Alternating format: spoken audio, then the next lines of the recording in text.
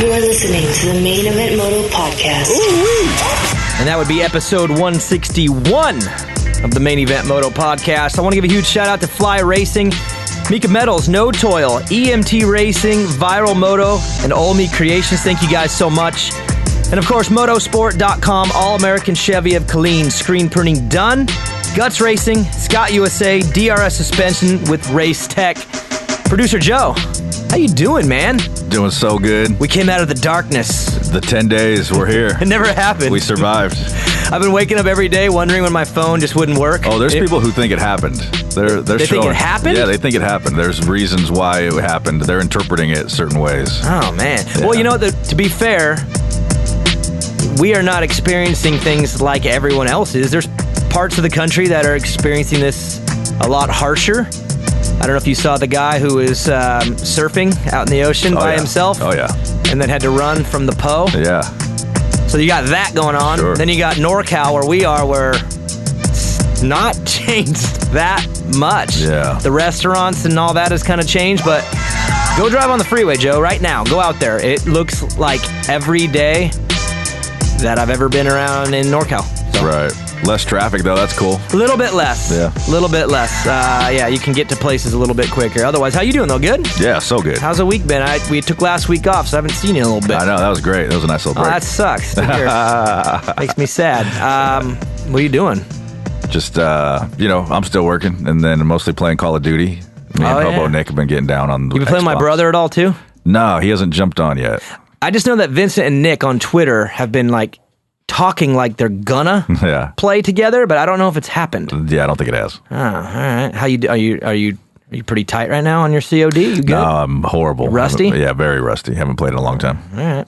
It's gonna be a good show. I'm pumped to do things different. It's been a little doom and gloom. Do you agree? It's been a little doom and gloom on the show lately because we've been just, I don't know, I guess in a period of confusion and we're all freaking out a little bit, but I wanted to kind of not do that today. Yeah. Is that cool with you? Heck yeah. All right. Well, then I brought someone in who can help us get out of that mode and get into a new mode. And for me, and personally, I'm in the mood to be educated. I don't know about you, Joe, but over the last few weeks, I've found myself reading more than normal, listening to more podcasts than normal, just trying to take in different things. And I've been broadening my education, I'd say, because I'm in that mood. So today, there'll be a lot of that. You would think that I would know some of this stuff, but those of you out here who know my racing career, you'll know that I didn't take things as serious as I probably should have, especially when it comes to fitness and training. And that's why we have Coach Robb. How you guys doing? In the building, too. You see all these other podcasts going on, Joe, and they're all streamed, and we're risking it right here. Risk it for the biscuit. We're all here together. I'd say 4 feet. Yeah. 4 feet? Is that legal distance for the police officers listening. Okay, That's perfect. That's it. What's up, Rob? How are you? Hey, we're doing great. It's like you were just saying, we just drove 3,600 miles. We've been gone for 7 days and the gas stations are slammed. We've been literally living out of our truck, distancing ourselves because we figured, to get on an airplane to come out here with some recycled air, that doesn't make a whole lot of sense. So we jumped in the truck and we've been going for 7 days and had a couple business meetings heading north to Indiana. And then we just made our way west. We'd stopped, had a meeting in Colorado Springs and then got into Sacramento last night, and we're here with you guys. You guys getting along okay? Oh, I'll tell you, Michaela's a trooper. We just got back from Australia for 6 weeks, and we. And again, I asked, you getting along okay? Yeah, well, that's the key. We'll get to my life right now. My wife wants to kill me right now. Oh no, it's not good. It's rough when I'm not gone. That's not good. And Evan's with us here today, and he agrees, right, Evan? The man. Mom's been a little feisty lately. So yeah, you guys have been in a vehicle together. Where are you coming? Where'd you start? Yeah, right out of Orlando. Oh my gosh. Yeah, Joe. so out of Orlando.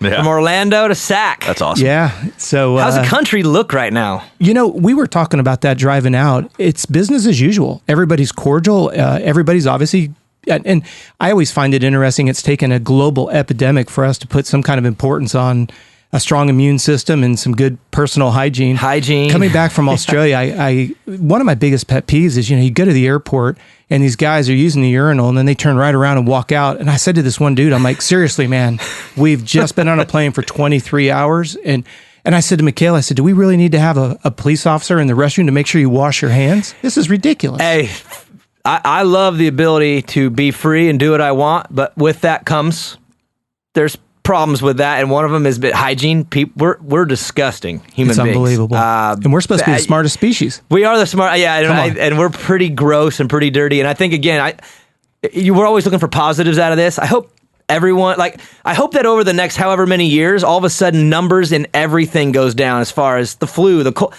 I think we could all be a little better about that. And like you said, maybe it takes Absolutely. a pandemic for everyone to realize, like, hey, we're kind of gross. Yes, absolutely. Did you see that picture text that was floating around? It said, now that we've all learned the importance of hygiene, let's learn our ABCs again. It's that fundamental at some level. It is.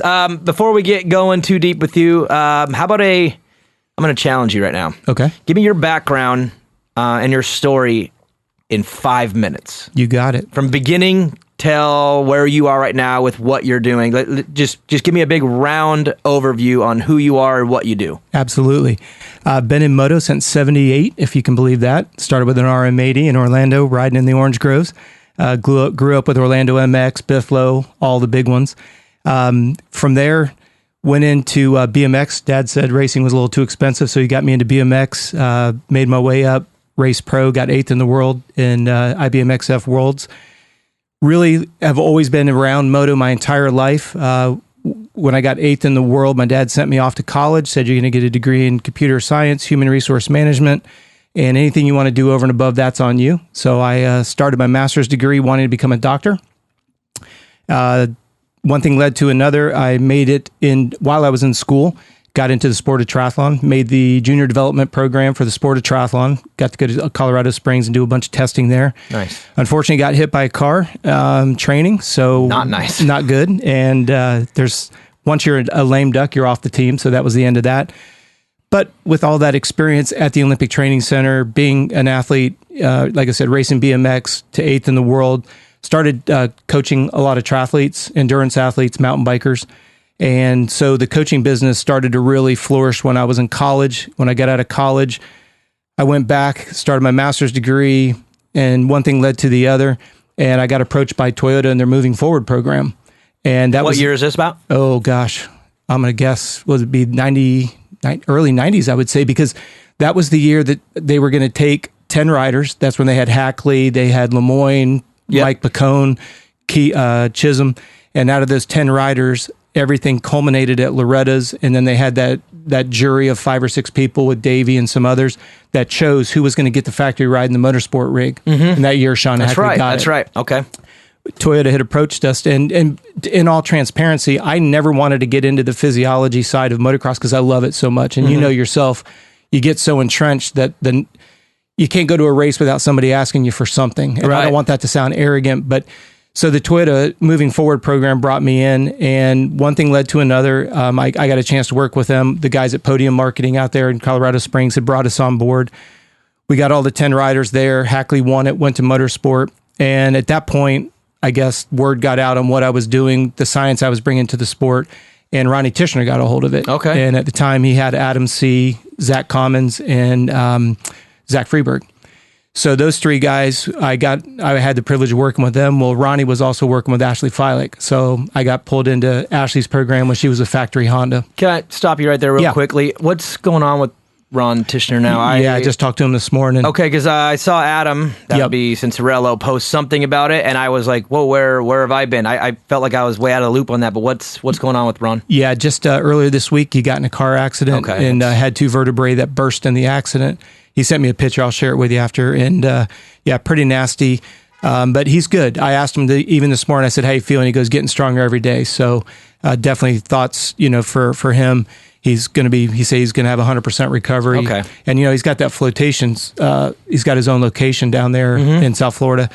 So a small little world with Ronnie. Right now, Ronnie's at Sandbox, which is Baker's Place, which is where Roxon and AC and Sexton are at. And Ronnie's brought us back into the fold there to work with his amateurs. And I also manage Ricky Carmichael's goat farm with his amateurs. So it's for his, and that's Seth Handmaker. Yep. Okay, so I know Seth, and because I know he worked with JH. Yep. So I've had Seth the last 2.5 years, and so he's a pretty good kid. I've heard, right? Very good kid. Okay, and I heard very humble, good work ethic. Incredible work ethic. That's Seth Hammaker we're talking about. Yes. He's amateur Team Green. Kid has had a not great year if you're talking about just untimely injury. Like he's supposed to already be in here, right, racing pro by now, but he's had a pretty goofy curve, right? Well, he ended up blowing both of his shoulders out last year, and they had to put him back in, very similar to what AC had to have done. So Mitch has been very gracious. He extended his contract a year, so we're going to finish up with Loretta's this year. But when you go back to Ronnie was very instrumental with us getting into the sport, and I was very resistant to it just because, like I said, I'm as, like you always say on the show, I'm a big fan of the sport. Yeah, I mean, you get the Supercross series started, and I want to bench race with you guys. I want to bench race with everybody. And we were talking about that in Australia with Jace. It's just, even though we're entrenched and I'm very fortunate. I mean, I've got people's phone numbers that I used to look up to, whether it's obviously doing a lot of work with Ricky and, with James and, very, very fortunate in that regards. So then when the Toyota program came and went, we had established a pretty good, name for ourselves. So I started an amateur development program because I believe the sport needs to grow organically. And I know that's an adulterated word right now. You're talking way more grassroots, right? Yes. I agree. There's all these thoughts on how to grow the sport. It starts from a small seed. I don't think this is going to grow overnight with some magic switch. It's got to come grassroots. I agree. Well, what we did was 13 years ago, we started our own amateur development program. And what I did was I would go to all the big nationals. I'd look for kids that are outside the top 10. I wanted the kid that had duct tape numbers. I wanted the kid that had ratted out gear, that he would race that bike to the finish line, even if he had to carry it, versus the kid that's got so much. And, the bike's not fresh, practice track's a little dry, wah. So my vision over the last 20 years is to build an amateur development program where we could take somebody from an 85 through the 125 onto a 250 and ultimately to a 450 program. So over the years, we had the privilege of working with the Martin brothers. Obviously, that worked out pretty well. We worked with AC. They're hard workers. They're very hard. The Martins are. Very good workers. They grind, man. They do. And thanks to their father, of course. Yep. And so, when you look at AC, the Martin brothers, and you look at it, our most recent would have been 3 years ago. We had to part ways with Jordan Bailey because he signed with Husky and he had the Alden program, which is fine. And he fell underneath that umbrella program. Yep. But I like it because at least we can say we got them to where they needed to be, and then they have to hand off. Mm-hmm. So speaking of the Martin brothers, when they were in the amateur ranks, we were hired by them. Mr. Martin put together a team with Spencer Daly and Jeremy and Alex. And Spencer is extremely good friends with this kind of fast guy by the name of Ryan Dungey. And he's okay. Well, when he signed with Suzuki, none of us really knew who he was. And Spencer was in Orlando training with us full time. And he goes, "Hey, we're going to go to dinner with this guy, Ryan." I said, "Cool." I'd honestly never heard of him before. I'll never forget it. As far as Joe and I are apart from one another, we're just trying to make small talk. I've got two little guys younger than Evan at the time. And they're just awestruck because Spencer's a pro racer and they love Moto. Mm-hmm. And so I just looked at Ryan and I said, "So what do you want to do with your career?" And he just looks me straight in the eyes and he goes, "I want to beat every record that Ricky ever set." Dude. And I was like, not cocky, not arrogant. I was like, I like this guy. I don't know him from Adam. Well, at the time he was training with James in Haines City. And that's when they went out to Vegas and Dungey stuck a front wheel in on him. And when he flew back home, Mr. Stewart had all Dungey's stuff at the front gate because if you're going to come in, we'll play, but you're not going to. There's limits. That's it. So, needless to say, Spence was Ryan's best man at his wedding, and I get a phone call throughout. The next 4 or 5 years, Ryan would have some questions here or there, but just kept it at that level. And then Ryan went through a couple different trainers and was going through some issues. He was with Meanie Jeannie for a little while. And that was on the backside of it. Okay, and that's Ricky's mom, Joe, which you don't know. She's gnarly. Yep. I hate to call out Tommy Hahn right now, but I'm going to have to do it.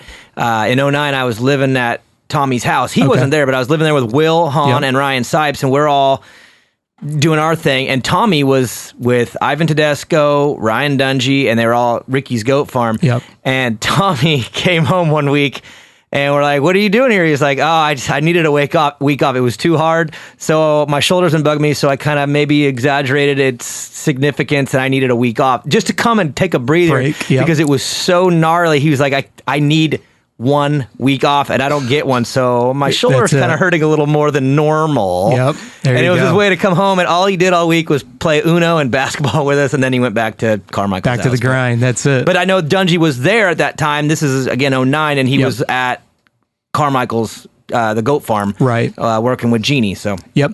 Well, and then I got a phone call from Ryan. He's pretty tired, going through some issues, and we talked back and forth for about 3-4 months, and then we got the privilege to work with him, and it was fun because, it was Dunge and I against Alden and Villapoto at the time, and it was difficult because obviously Ryan was he was pretty tired, and that's not any private information. It's pretty well known.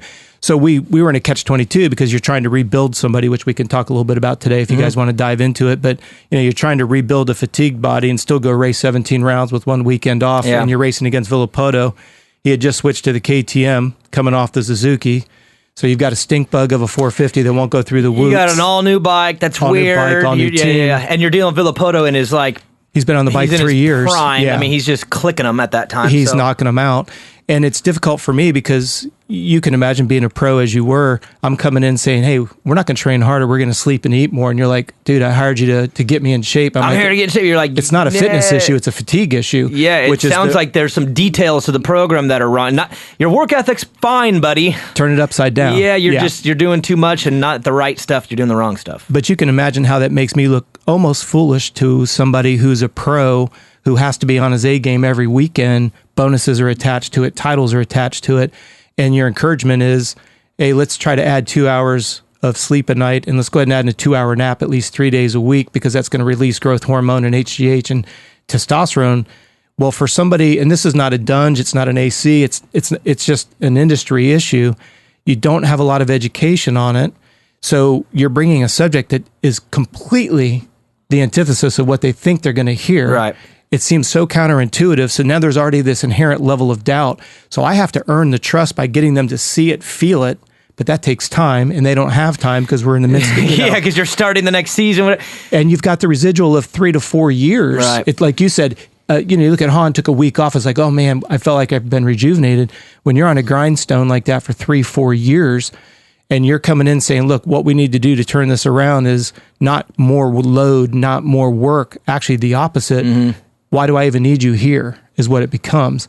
Then you get into, you've got to earn that trust. You've got to be able to validate it. And we could talk as deep as you guys want to go into. That's where with my triathlon background, and I say this out of due respect to everybody that's listening, when I hear somebody say to me, Robb's physiology is too technical, I say to them, when you're at this age, nobody understands compression and rebound. Nobody understands settings. But yet we all learn it. Mm-hmm. But yet when it all exists. A little 9-year-old, compression and rebound on your forks and shock exists, and you just don't understand it. Then there's nothing to work around it. But when you're at Tomac, Roxton's level, you have to understand every aspect of your bike. Otherwise, you don't really understand what you're riding. And right. I'm assuming you're saying the same for fitness? 100%, because for me, whether you're going to talk about the heart rate monitors and the data you can extrapolate from that, it's not about being able to interpret the data. It's about interpreting.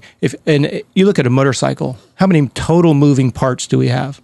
Yeah, it's crazy. If you take a motor, suspension, and all its nuances, then and you affect one thing, it affects everything. That's my point. So when you look at physiology, you've got a respiratory system, you've got an endocrine system, you've got but yet if I use those words, people go, "Oh, he's too technical. I'm checking out." Until you understand it. This is where I get slammed on social media. Excuse me.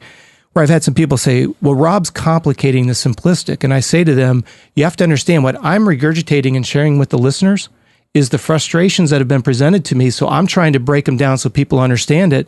It's not about just eat, sleep, and ride a motorcycle, just like it's not about just put oil and gas in. You've got to be constantly making adjustments. Quick question then, too. You talk about complexity and you talk about simplicity. I assume at some point it was complex to you. It's simple to you now because you understand it. So once you get through that and you understand it, it's not complex anymore. And that's why it sounds complex when you don't know. As soon as you get it, it's simple. It snaps. And that's where I've tried over the last 25 years to really, if you come to me and you're frustrated, and let's just say it's somebody in the pro sport class and they throw anchor 10 minutes into a 20-minute moto, your frustration is your threshold of fatigue is at 10 minutes. Mm-hmm. You want to know what to do to fix it. Well, I have to kind of have you digress, get you to understand why you're fatiguing at 10 minutes before you're going to understand how to improve it. Mm-hmm. If you don't understand the why behind it, it's just like you said with Evan, you need him to have enough understanding to give you feedback. You've got a professional eye. You can see it. But it's like having Bones Bacon at the track, or, Chris from, you've got to have that ability to be able to look at it, but that rider's got to be able to give feedback. Communicate, I look at it this way. When we look at when we look at a dyno report on the motor, you guys can give me the configuration on the gearing, front sprocket, back sprocket, peak horsepower at X RPMs. But yet, when I start to break down the physiology of the body, why is the body getting fatigued? And we have to analyze. That's what we do as a company. Complete Racing Solutions is an analytics company. You're more layered in dissecting problems. That's how you can get to solutions. Well, the challenge that I run into is behind the scenes, we work with a tremendous amount of the top guys, because I'm not here to critique what your quote unquote trainer is or isn't doing. I'm here to interpret, are you on a path of consistency and a sustainable continuum of improvement, or are you on the road to destruction? I'm not, because it's not about me judging whether you're doing 5 hours or 10 hours. If you're doing 3 days of speed or 1 day of speed, I'm looking at the residual fatigue and whether or not that body's going to be able to sustain it. You have a height issue, you have genetic issue, you have training habits, you have background, you have injuries. I speak a lot at Loretta's every year, and the thing that I always try to convey to everybody is, this last year we showed up at Loretta's, and we had just flown in from Australia. I got there on a Wednesday, and this is no exaggeration. We parked at Stagecoach Hill. We were walking down. We were supposed to do intermission on Wednesday. We're walking down the hill. I'm at the base of the announcer's tower, and this lady comes up to me wide open, and she's irate. And she's looking at me. She's like, my son's melting in the sun. He can't handle it. He's cracking under the mental pressure. He can't handle And I said, okay. I said, so where's he been training? He's been training at a facility. And I spent X amount of dollars this year, and the kid's a mental head case, and we have no speed and we have no endurance. And I looked at her and I said, that's the difficult part, because you have a facility, or you have a parent, they hire a sports psychologist and they hire a nutritionalist and they hire a strength and conditioning coach and a riding coach, but nobody knows what the other's doing. A sports psychologist doesn't really understand the pressure of being on the gate with 41 other guys. Heat and humidity, a typical nutritionalist is going to take your body weight, convert it to kilograms, multiply it by 0.6 to tell you your protein intake. We don't do it that way. We look at body composition, we look at performance results, we look at duration to fatigue, and now the listener's going, okay, he's getting technical. No, these are your frustrations. You throwing anchor at 10 minutes into a 20-minute moto. Think about going pro, 30 plus 2 with a 1 hour break if you're on a good day. Right. That's a completely different playground. 17 weekends out of 18 rounds. And think about it this way. That's just for Supercross. What happens when we hit summer? Now you don't have the luxury of flying into an airport and in 15 minutes you can be at the stadium. No, you're a Unadilla and you're an hour away from it in your hotel. You're getting up at 4:30. That's it. And you're eating at IHOP because that's all it's open. Exactly. So that's where, over the years, my 20-year, we're 15 years into a 20-year program where with the amateur program, that was the nuclei of it. We've been going out. We have Moto E coaches around the world. We have 1 in Finland. We have 4 in Australia. I have 15 facilities in the United States that we co-brand with. I'm not in the dirt business. I'm in the human performance business. So when we put our logo on a facility, when you bring Evan to that facility, there's the continuity, whether you go to Indiana, whether you go to Orlando, whether you go to Goat Farm, you go to Sandbox, whether you come out to a track out in Vegas, you're going to see the continuity all the way through. What we want is... So the program is consistent. The consistency. Again, different land, different track, but the program... That's right. Now, if we zoom out to 10,000 feet, my goal is to grow the sport. There's a ton of international athletes that want to come over. They don't know where to go. They don't know what to do when they get here. So we've tried to build a bridge for that. I've got 14 facilities now. So my goal is when Evan's done racing and he's gone through the toolage, he's got at least a baseline of information. He's been educated. Now he could become a Moto E certified coach, which we have our own coaching certification program.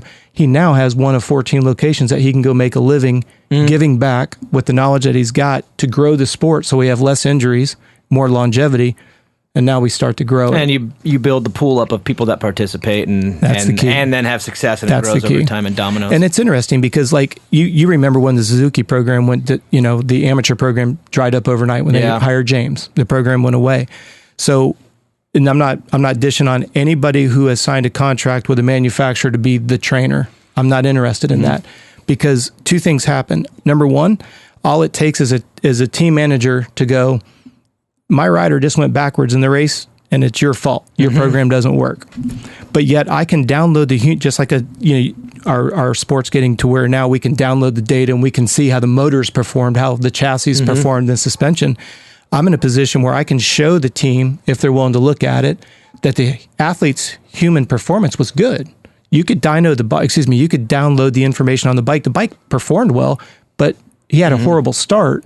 So it didn't put us in a good position. There's a lot of other variables, but you can prove that the human engine ran right. But here's the key point. Or wrong if you find it out. Yeah. We had, to that thread of thought that you're saying right there, we had a young man, not one of our athletes, thank goodness, but a top amateur went to Loretta's and decided to eat carnival food for the first time. Had raging diarrhea for 2 days. Must have been so nervous. He's like, let me self-sabotage. I'm so nervous. Let me eat carnival food. That's it. And now, my body can handle carnival food, no problem. Joe, I think you could handle a little carnival food yourself. I think we would be fine. But you go to Loretta Lynn's and you try that for the first time, that's not the best timing for that. But you think about it, I'm not in a position, I was very fortunate, at Loretta's working with the ACs and the Jordan Baileys and that. We knew what to eat, how much to eat, and when. They knew they had confidence in the energy that came from it, and they nailed it, and the results speak for themselves. Now, again, they're the ones putting in the sweat equity. I'm just driving if the desire is there, I can drive that machine. But I will never ink a deal with a team to be the team trainer, because at the drop of a hat, whether it's this corona issue going on or whatever it is, all of a sudden my services are negated, thinking that's of no value. And I say this very respectfully, who's riding the motorcycle at the end of the day? It's funny that you say that, because as I was pulling into Joe's house, I was listening to a podcast, and they were just finishing up about a half-hour discussion on personal responsibility, self-responsibility, and how, the culture's shifted a little bit where it's always point and blame. It's just kind of a self-righteous mentality where it's not me. That's right. It's not me. And there's no chance of growth with that as your idea of how to seriously, and I used to be the same way when I was younger. Anything that went wrong wasn't my fault. Of course. It's just, I think that's natural human DNA, but I think you can train yourself to go, no, question yourself first, look in the mirror first. It might not even be your fault, but at least if you start there, the odds of you finding the fault are better, because most of the time it's kind of buried in your own issues. So I know what you're saying. Well, take that thread of thought just one step further. I've had a young rider. You take them from 85s through the 125s. You get them to 250. They do well. They ink a deal. Let's say they're making $600K. Well, they've just listened to me for 7 years. Now they've got a lot of money. They've got notoriety. They're sick of hearing my voice. At this point, and we've had to do this in a couple instances, I have to disassociate myself with that person, because I'm not going to beg you to become a millionaire. When you've got those kind of weekend bonuses and you've got title bonuses and you know what you've done to get here, it's why you're in a rig, but now you're too cool for school, I have to tap out, because I'm not going to beg you. This is that accountability and responsibility. That's where I lose my patience. Right. I'm not here to be anybody's man friend. That's why you'll never see me at the racetrack. That's why you'll never see me holding somebody's pit board. Even when I had Dungy, I was at the track with him, but we're doing it from a physiological standpoint. I'm not out there to be your man friend and tell you how great you are and get photo ops all the time. And, especially when I've said this quite often, just because I've got a 250F and I've read the manual, I don't think that a factory team should let me spin wrenches for them. But yet you get an ex-pro who now is a physiologist, a nutritionalist, a sports psychologist, a strength and conditioning coach. Based on what? If you're working with me and I'm asking you to do something, I want you to know the why behind it. If you don't know the why, don't do the workout, because then I failed you as a performance coach. Right. Well, again, it sounds to me like part of your performance program is educating, not just doing it. Like it's not, here's my program, do it. It's here's my program, understand it and do it and understand it. That way you understand what you're doing and you don't have to question. I think that, again, that builds trust, because now you understand what you're doing instead of just doing. But I would guess, though, are there people that have not wanted that and just tell me what to do and I'll do it and don't want? I could assume some people being that way. You get a mixture of the two, because you get some that say, I don't want to be told what to do. But then as soon as something doesn't perform or execute to the T, then the program sucks. Yeah. So you didn't want to know, because I can validate, because it's not about, like you say, it's not about being right. I've got very thick skin if we're missing something, but we test our athletes, not the pros, because they're trying to maintain fitness throughout the year, but we test our amateurs every 6 weeks. So if we're off by 1%, we don't go 6 months and go, oops, we missed the mark. In 6 weeks, we can redirect it. We can always identify a physical or a mental weakness, address it over the next 6 to 7 weeks, and we can assess, did it get better? If it didn't, we're having these roundtable meetings going. Now, I don't want to sound mischievous. Doing this for so many years, if you're telling me that you're eating your fruits and vegetables and your body weight's not up 3 to 5 pounds at night, I know you're not eating fruits and vegetables, because when your body takes a fruit or a vegetable and it converts it to stored sugar known as glycogen, your body retains 2.8 grams of water. So your body weight should always be up if you're eating fruits and vegetables. Right. So if you say, well, oh, no, I'm eating fruits and vegetables, then we have to look at your sweat rate. Well, if you didn't weigh yourself before and after, you may be a heavy sweater. But if you're losing a lot of weight through sweat, and I've given you, we have a spreadsheet that we use. It's very, very simple. I need 2 numbers: what you weighed before you got geared up and what you weighed afterwards, and how many ounces of fluid. I guess that's 3 numbers. If you're more than 2% dehydrated, you're already losing muscular strength. Right. But you're in the gym getting really, really strong, but yet you're under. Go back to the motorcycle. Combination of systems. We take a brand new bike from anybody, choose a team, and we go and we drain the oil to just enough that it'll run 20 minutes, and we lower that radiator just enough so it'll finish. It's still a brand new bike, but it's excessively stressed. Right. But yet it looks great, but the system is stressed. Right. Well, the difference is we can't take off this limb. We can't take out this system and rebuild it. That's where the science of physiology becomes a little bit frustrating, because if you've overbaked yourself, I can't pull out your adrenals and replace them. I don't understand why there'd be any pushback to that. It goes back to accountability and responsibility. I was going to say, like, I don't know. I just don't see how there would be pushback till, again, it's like with the motorcycle. Things have changed because of EFI, but you go back to the carb days. Like, I wanted to understand how the carb worked. That's how you can get it right. That's how you can adjust it when it needs to be adjusted. And if you don't have, I just don't see the pushback on knowing all that stuff and wanting to come at it from that point of view, because that's more, I'd say, guarantee than the other variables. Like I said, I could right now give me a coffee, and I could probably go run a mile 2 minutes faster than what I could without it. Sure. That's not long term. That's not real. That is just, again, that just seems, I feel like you could steer in so many directions based on little variables, but I would want to start at the actual core science to find out what was right and what was wrong, and then build off of that. Again, I don't understand the pushback. That's all. Well, I think it's like anything. People, they fear what they don't know. Then if you give them the information that they need to know, it's easier to dismiss it and point blame on it. Go back to Dunge when we were on the KTM. First year on the 450, stink bug in the whoops. We go through the whoops, and Brayton would go by us like we were tied to a pole. But if you watch the film, bike's 40 degrees to the right, 45 to the left, 40, and then every lap we'd have to make it back up, and then we get blitzed through the whoops. It's easy to say that the athlete's not in shape, but yet when we downloaded the heart rate data, we could see that he didn't even hit a heart rate level that matched what we did at the goat farm. Well, that's, you've got a track that you have to dial in one day versus something you ride every day. I talk about that all the time. Absolutely. One of the biggest flaws in the sport is the team's approach to rates, season prep. But whatever. Absolutely.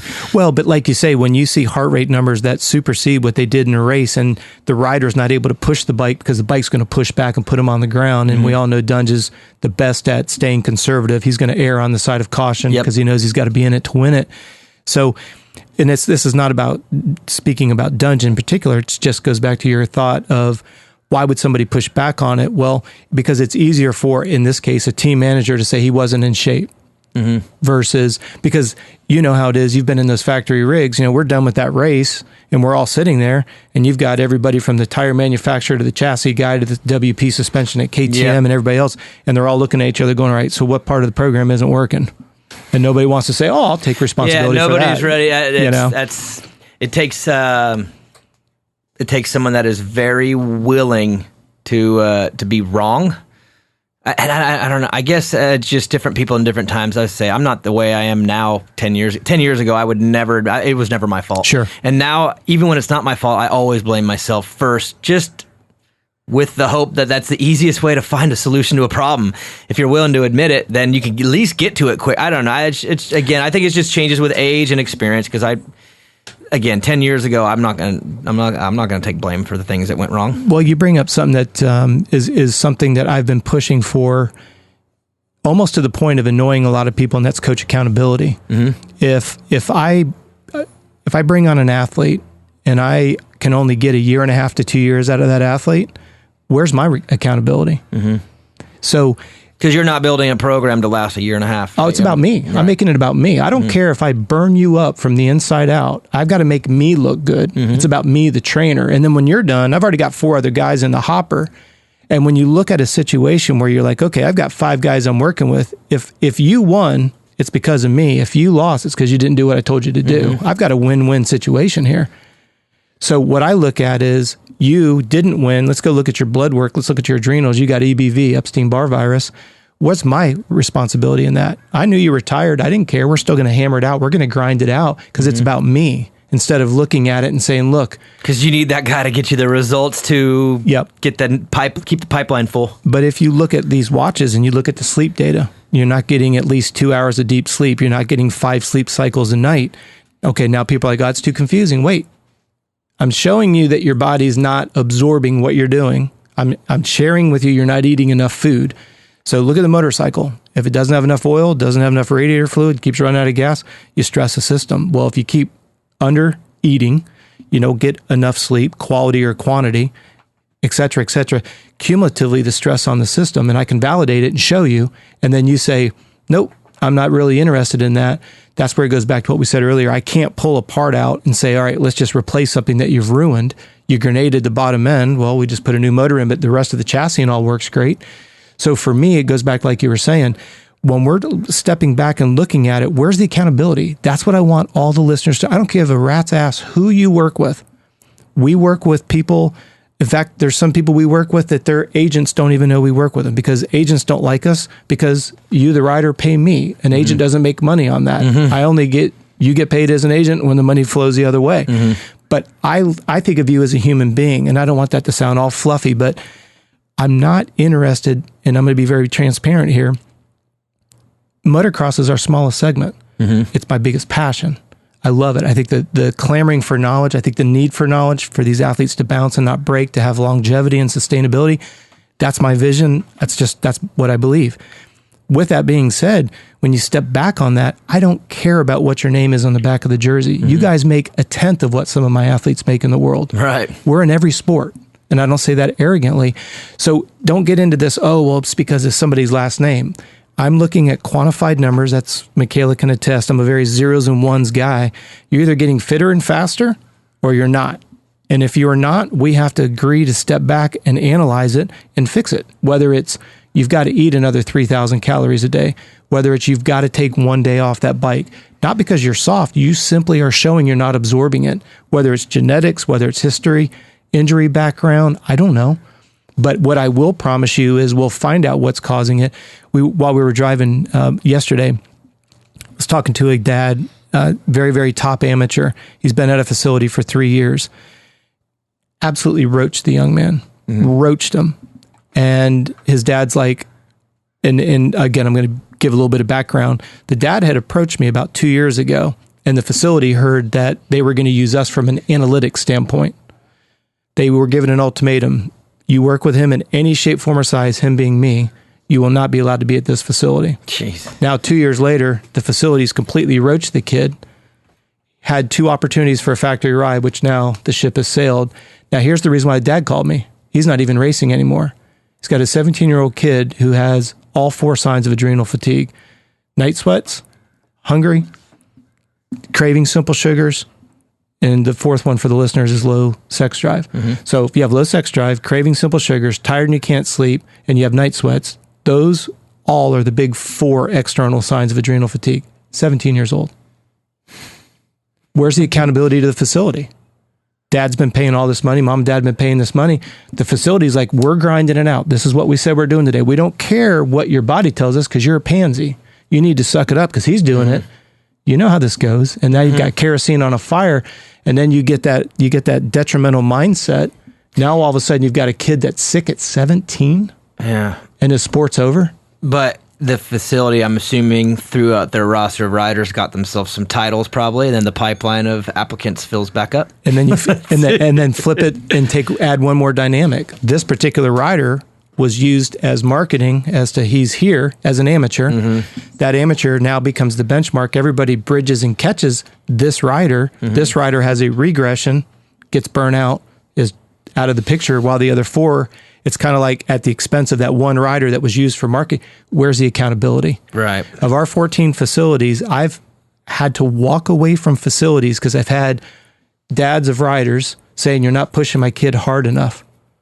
And when I explain why we're not, balls haven't dropped in, whatever the situation may be. And he's like, but I hired you to bust his balls. And I'm like, not at this age, we're not. They're not even out yet. They're not even out yet. They haven't dropped That's yet. right. And then when you get somebody who has dropped and you show them the physiological reasons why you're maybe only giving them 12 hours a week, and this guy, you're doing 12 and you're doing 15, and you're like, whoa, you think I'm soft? No. I don't work in a world of emotions. Your body is showing me you can only absorb 12. I'll try to continue to build you to get you to 15, but here's the benchmarks that must be achieved before you can go to 15. Now, when I'm talking with a young rider, let's take Evan's age.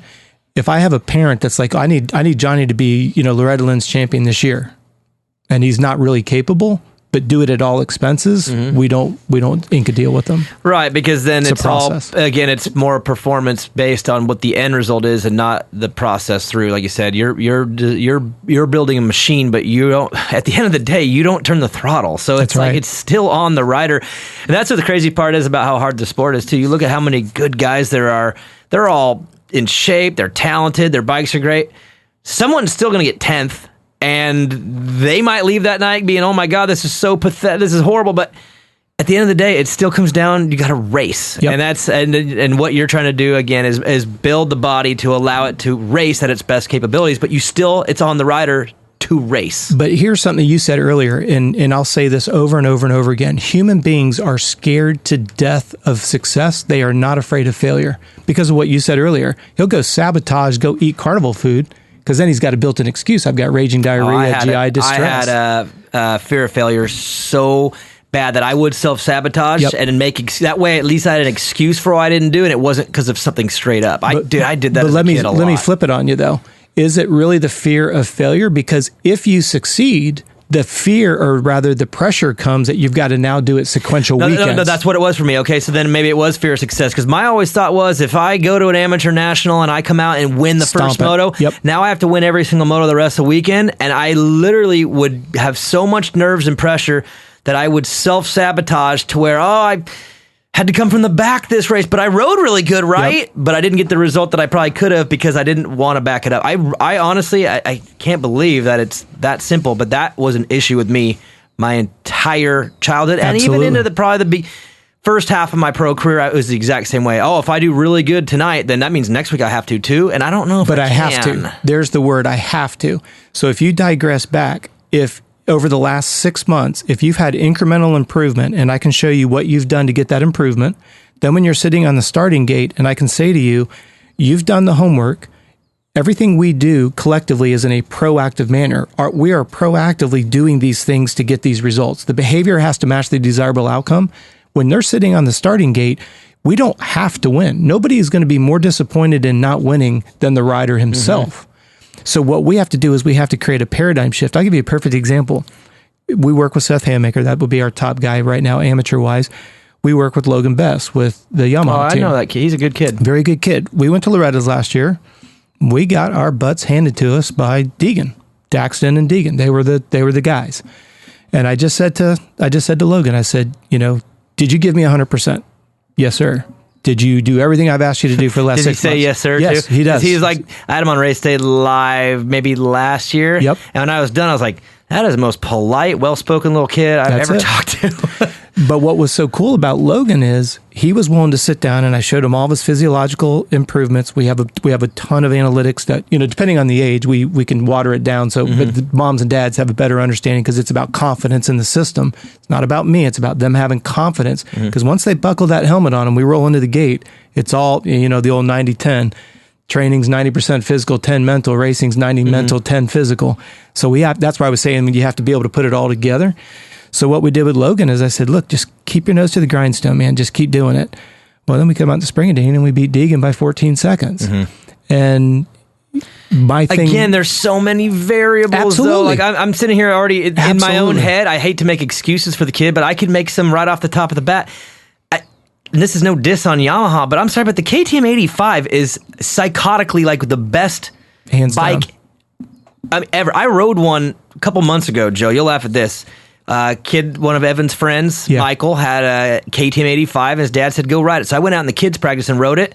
I pulled out the track and I said, it is absolutely BS to have to race against this bike. It's like, it was pulling my 170-pound ass around like no problem. I'm jumping everything and I'm like, this is an 85? Yep.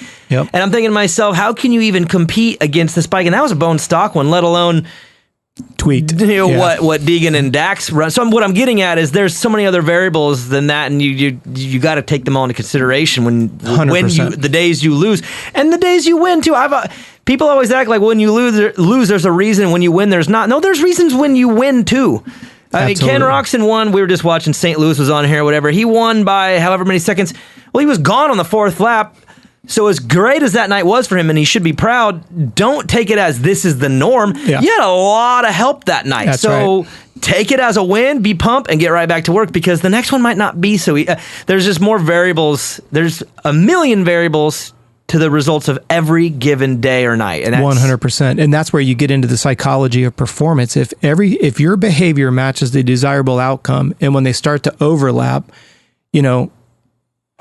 that's that sweet spot that, to me, if you know how to stay right below it and right above it, and you stay in that overlap, and that's, to me, where documentation has to come in. Mm-hmm. If you're not going to understand, hey, when we're hitting 3,200 calories, you're on struggle bus, but when we hit 35 to 39, you had this great mental clarity, you had great energy, you could finish a 20-minute moto, you didn't have any struggles, you don't have the glycemic index because he's drinking Pepsi before and after the races. No, we'll get to that. That's why Evan's here. We're gonna have an intervention. But it's at the end of the show. It's that why behind it. Why is he throwing anchor when he all of a sudden has that mental epiphany where he's like, oh, that's why. Well, he'll decide he doesn't want Pepsi because he thinks winning is more important than a Pepsi. That has to be his choice. But once it clicks, you won't be able to hold this guy back. Right. I want you to think about it this way. Don't think about a pink cow with black spots. Don't think about a pink cow with black spots. As soon as that brain hears don't, it goes the opposite. So what we always say to the athletes is, once you understand drinking Pepsi gives you raging diarrhea, blood sugars all over the place, do I need to really be up his tail end to encourage him not to eat drink Pepsi? Excuse me. Right. And then you look at something like Snapchat, where their attention span has literally been trained for 5 seconds, TikTok, Snapchat. Then we put them on a starting gate and they can't stay focused on the 2-minute board for 5 seconds. No disrespect. It's as if they have Tourette's because they just can't physically. No, they've been programmed. They've been programmed for everything to happen within a couple seconds and change and change and change and change. I've noticed that even with Evan. We've talked about how he plays on the actually let's save the Evan talk for later because we're gonna have an intervention. Actually, Joe, what I want to do is someone take a break, come back, and we got listener questions and I chose them and I made them pretty diverse, well-rounded. Perfect. And I want to have you go through those and just give us your take. We'll do it. Main event moto. There's a reason I run DRS suspension and Race Tech hard parts with Mika Metals chains, bars, and sprockets on Evan's 65. First off, DRS suspension settings work everywhere. I haven't changed a clicker since I put them on. Maybe it's the internals from Race Tech that give it that extra something. American-made products with a 100% guarantee.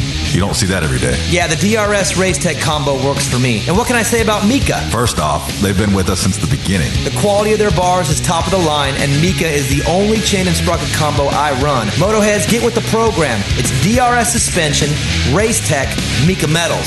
Say it again. It's DRS suspension, Race Tech, Mika Metals. Is that good, Joe? Yeah. I love when NorCal companies take the world by storm. Guts Racing seat covers and no-toil filters are made right here at home, but their products travel the country and world on some of the baddest dudes' bikes in pro racing. Who runs Guts? Too many factory teams to list, Joe. Who runs No Toil? Well, it's the only filter Chad Reed will run. Guts and No Toil make only the best. So visit gutsracing.com and notoil.com and step up your game, Motoheads. Look good? Check. Protection? Check. Fly Racing has had the gear game on lock for years, but the Formula helmet has taken Fly to another level. They didn't just make a high-quality helmet, they redefined the standard for the most important piece of safety equipment on a rider's body. Use your head and protect your head. Run the Fly Formula helmet. Then cover the rest of your body in Fly's Evolution and Kinetic gear lines. Easy decision.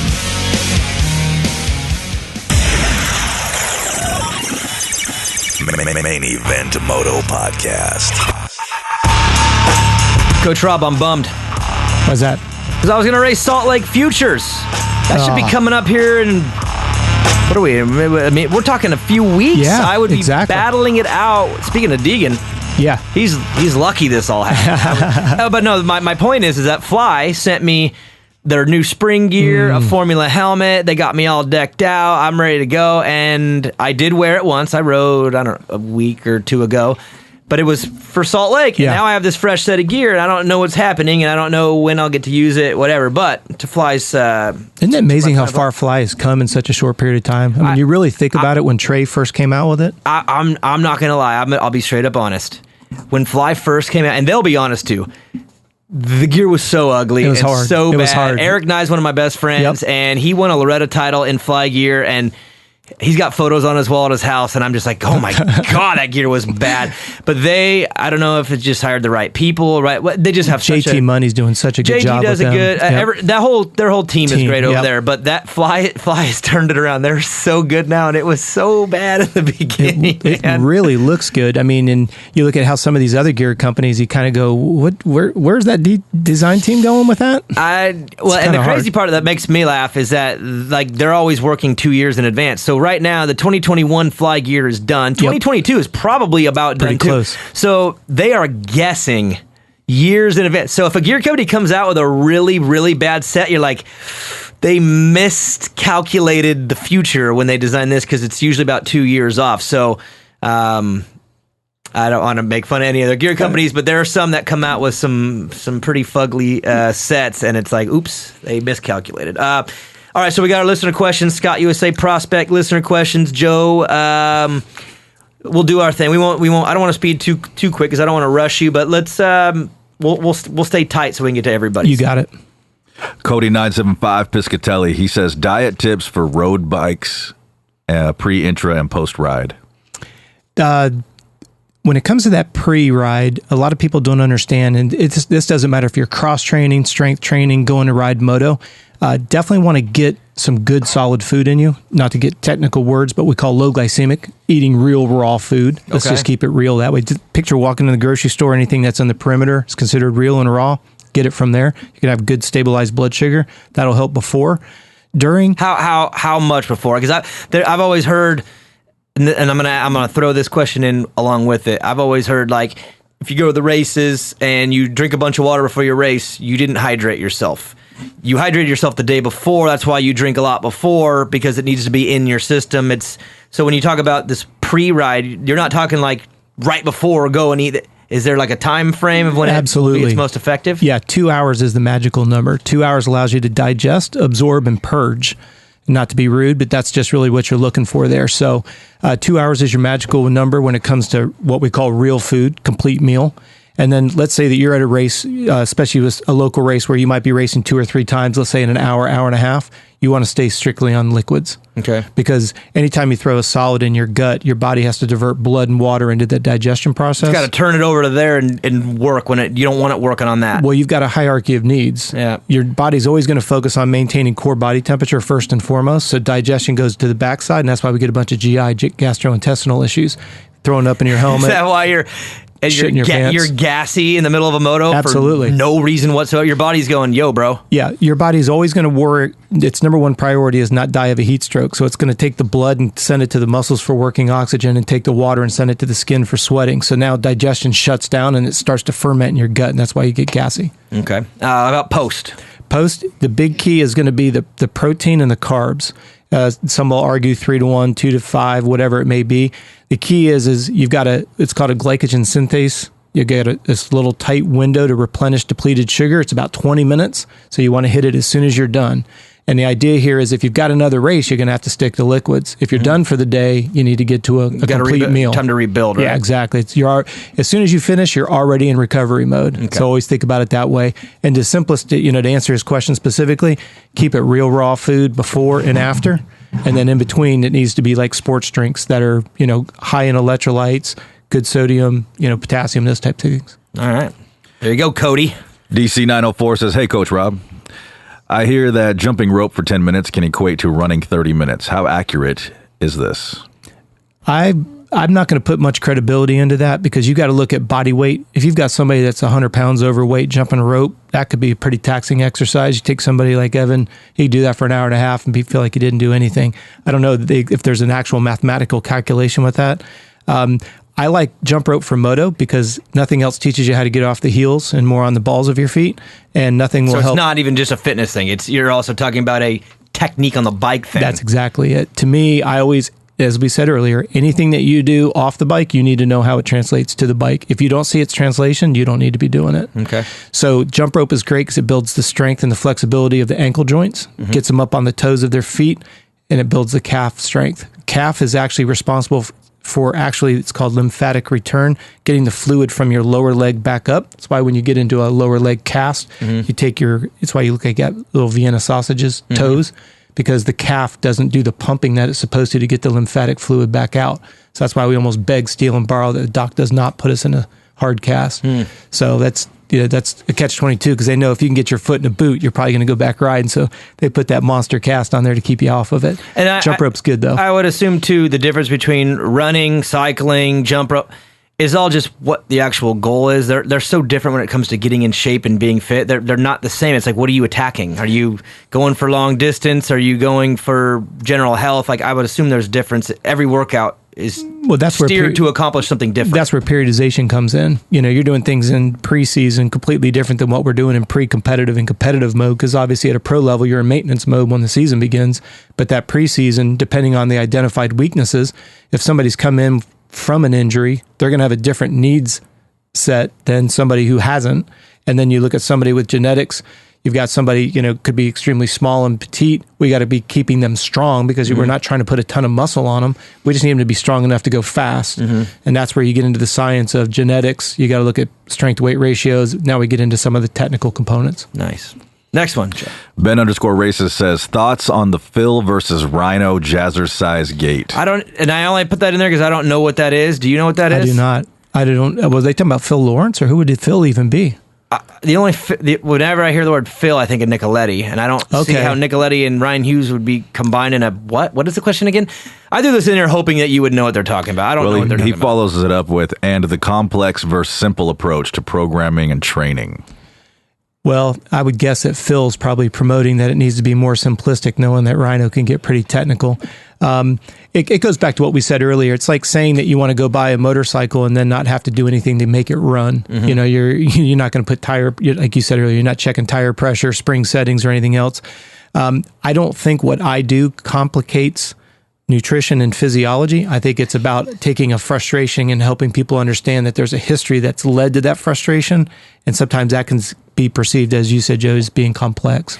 I'm just going to throw this in there. Maybe I'm all the way wrong. Tell me if I am, but I feel like everything you do for the first time is complex. And once you mastered it, simple, like walking. Walking is pretty complex when I was a baby, and now it's not. So I you know what I mean? Like I feel like there shouldn't be a battle between complex and simple. Everything's complex when you don't know it.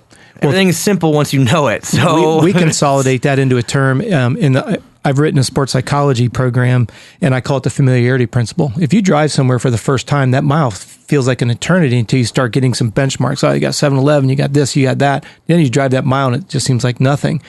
Like you said, the dexterity of learning how to walk, and now, think about the first time you drove. You suppress the brake, put it in reverse. Oh, man. Now we're texting, talking, girls are doing their hair, eating breakfast all at the same time.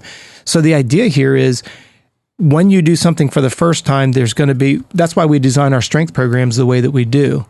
The muscle gets shocked the first 2 weeks, creates muscle confusion, then it starts to adapt, and then it becomes stale. So whether that magical number is 6 or 8 weeks, I tend to focus on a 6-week cycle. I think it's long enough to keep their attention, keeps the muscle stimulated so there's enough improvement without them getting either burnt out or becoming stale. So for the listeners, if you're not driving, if you're listening, stand up, stand on one leg, take your more dominant leg, keep it down on the ground, bend your other leg at 90 degrees. So you're truly at a 90 degree. And I want you to focus on something across the room, stand there, and now close your eyes and see how long you can stand there before you fall over. That is an example of proprioceptive balance. So when you're on a motorcycle and the front end drops, you know to hold it wide open, or if you're, you know whether to hit the brake or hit the throttle, right? Well, what happens when that bike goes 45 one or 45 the other? Proprioceptive balance will bring that back in, but nobody practices it. So is that why you see people doing like some of their weight training where they're balancing on a ball? They're doing a lot of balance training while they're doing too, because they want 100%. You to be able to physically be doing these things while you're having to also juggle the think about yourself as an elite racer. You're looking across. You're looking through the end of the rut. So you've got to your body has to naturally respond where it needs to go. If you look at that front wheel or you look at that front fender, you're going to get cross-rutted. But nobody practices proprioceptive balance, but yet we see it all the time on the motorcycle. Like I said, we're used to correcting if the nose drops or we're about to loop out, whether it's throttle or rear brake. But what happens when it goes sideways? And yet we've all gone through that dreaded swap. We've all been there. When in doubt, pin it out. That's it. Next one, Joe. Shane Whitaker, 25, says, Rob, if someone has good genetics, is just doing push-ups, sit-ups, and running good enough? 100%. 100%. Why is that? Because it's natural body weight, natural... Well, think about the way we ride a motorcycle. If you're on the bike, you've got a left and a right peg, you got above and below the seat, and you've got in front and behind the pegs, a three-dimensional plane. If you look at the exercises that were mentioned there, they're always going to go into that three-dimensional plane. A pull-up is one of the most functional movements, but you're using everything on that posterior chain, the backside from your belt buckle up. I mean, it's all lats, back, triceps, all of that. When you look at a push-up, you get pec major and minor, anterior delt, tricep, core, lower back. If you're in a real good tight position, you've even got your hip flexors engaged. I mean, it's pretty much head to toe, and then running's always good. What about what he say? Good genetics? He said if someone has good genetics, just doing push-ups, probably means sit-ups, somebody's like not obese. Sure. Like they're in a decent state. They don't have to work out, and they're always low body fat. Probably what he's referencing there. Yeah, certain people have. I had it too for a long time. Now I do want to say this on running, and because I don't want to sound like I'm contradicting myself. I personally am not a big fan of running for motocross because I feel the low back, hips, ankles, knees, they take enough abuse as it is. However, I also respect that it's the most convenient. Have a pair of shoes, can run, It always seems to be the easiest. If you want to just get something done, you just go right at the house and go run. It also gets your heart rate. I mean, running has its positive effects, but I do know that running does make my body hurt a lot and ache a lot more. If you look at our professional triathletes, when you look at the residual fatigue associated with a 2-hour run versus a 5-hour bike, that run's always going to be way more fatiguing on the body. So why would you take, if you're going to say swim, bike, and run as cross training for moto, why would you take the most stressful on a body that's already going through a heck of a lot of stress riding moto? Right. So when you're looking at, it gets a lot done in a short period of time, but I'm not dealing with somebody who's fresh. I'm dealing with somebody who's already fatigued by being at the track for 3 hours. Right. I probably wouldn't lean that way if you have options. Next one. This one's kind of along the same lines. Kurt Evans 4T says cardio or weights for general health? You've got to have both, because if you don't have the muscular strength, you're not going to be able to run. There's where the word endurance comes in. If you think about strength is the ability to move something one time. Endurance is being able to move that same amount of load for an extended period of time. In our sport, when you're dealing with something that's 220 plus pounds plus velocity, you better be strong and you better have good endurance. So they've got to work together. I always look at it this way. If you've only got an hour a day, split it 30-30. If you've got 40 minutes, do 20-20. You know what I mean? You just got to get creative. And if anybody, has some questions on something like that, I'm happy to send them any resources that we have. Nice. So, but I mean, I felt like the answer to that was going to be a combination of both. But like, say, I guess you answered it. Say you have 20 minutes to get some work done. Run, or bike. Do cardio for 10. Do some. I mean, okay. What if you do have 20 minutes a day? Like, say, because let's just go with a standard 20-minute number. What can you do for general health in a 20-minute number just on your own? Do you want to go for a jog and then do some push-up, sit-ups? I mean, if you're just wanting, maybe even just to get started. Yeah, absolutely. I think the more fundamental and basic it is, the better off. Because to me, consistency is the most important variable of anything we do. You go and lift really, really hard on Wednesday and only do it once a week. It's counterproductive. Is that why people always start a program, come out of the gate and just smash it? Day one, they're like, hell yeah, I'm burning. But that's usually the only day, because by day 2, you're like, I'm done for. Where maybe you take a little bit more moderate approach and maybe try to do a couple weeks in a row of it. It might not feel like you're working as hard. It's probably better for you than one just cranking day of. Think about it this way. Let's say you have to work an 8-hour day. What if at the top of every hour you just dropped down and did 25 push-ups? You've only got 20 minutes when you get home to work out, but at least during the day, what's it take? A minute and a half to do 25? I'm just using a very loose number. Let's just say it's even a minute. Well, people have smoke breaks, bathroom breaks, and everything else. You can't drop and do 25 push-ups or do pike for 1 minute and do that 8 times a day. That's 8 minutes of strength work that you got in the middle of your day. And then when you go home and you've only got 20 minutes, then go hit your cardio. For somebody who's overweight, just take and do a push-up against the wall. It's the exact same muscle group. All it is as the angle goes down, the load gets higher and higher. That's all. But it's still working the same muscles. A little bit of something is better than nothing. But when you go out and you just smash yourself, the human body does not like. And this is what I was saying earlier. As a performance coach, I can make it so hard that you can't brush your teeth. Does that make me a great trainer? Or does that benefit you? That's right. Did I find something that's going to be a good mixture to get you where you told me you wanted to go? Because it's not about me. I'm trying to get you where you want to go based on what you have to work with right now. That's where the coach has to step out and make you the priority, and that's where accountability has to come in. Right. Next one. Steel 830 says, I'm 41 and got to ride yesterday. Today, my joints, knees, and elbows are stiff. What vitamins should I look to get, or what should I do so next time I won't be so achy? If he's looking for a supplement, glucosamine and chondroitin does help with stiff, achy joints like that. The other thing I would look at goes back to what I think the first question was. You've got to have a good strength base, because you got to remember that bones don't move themselves. Muscles move the bones. So if the muscles are strong, the bones will move a little bit more efficiently, but then it comes to catch-22. If you don't have flexibility with strength, now the muscles are so tight, they literally will make the bones grind on each other. If I have somebody that's got a knee issue, I always look at the strength balance between quads and hamstrings, because those are going to pull back on the knee. If my quadriceps are tight, this patella tendon is going to pull back. This knee bone is called a sesamoid bone.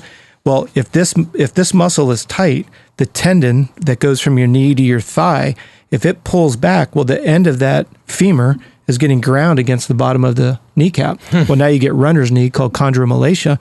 So someone's complaining that their knee is swollen and it hurts. Well, then you foam roll their quads and you get the tension out of the tissue.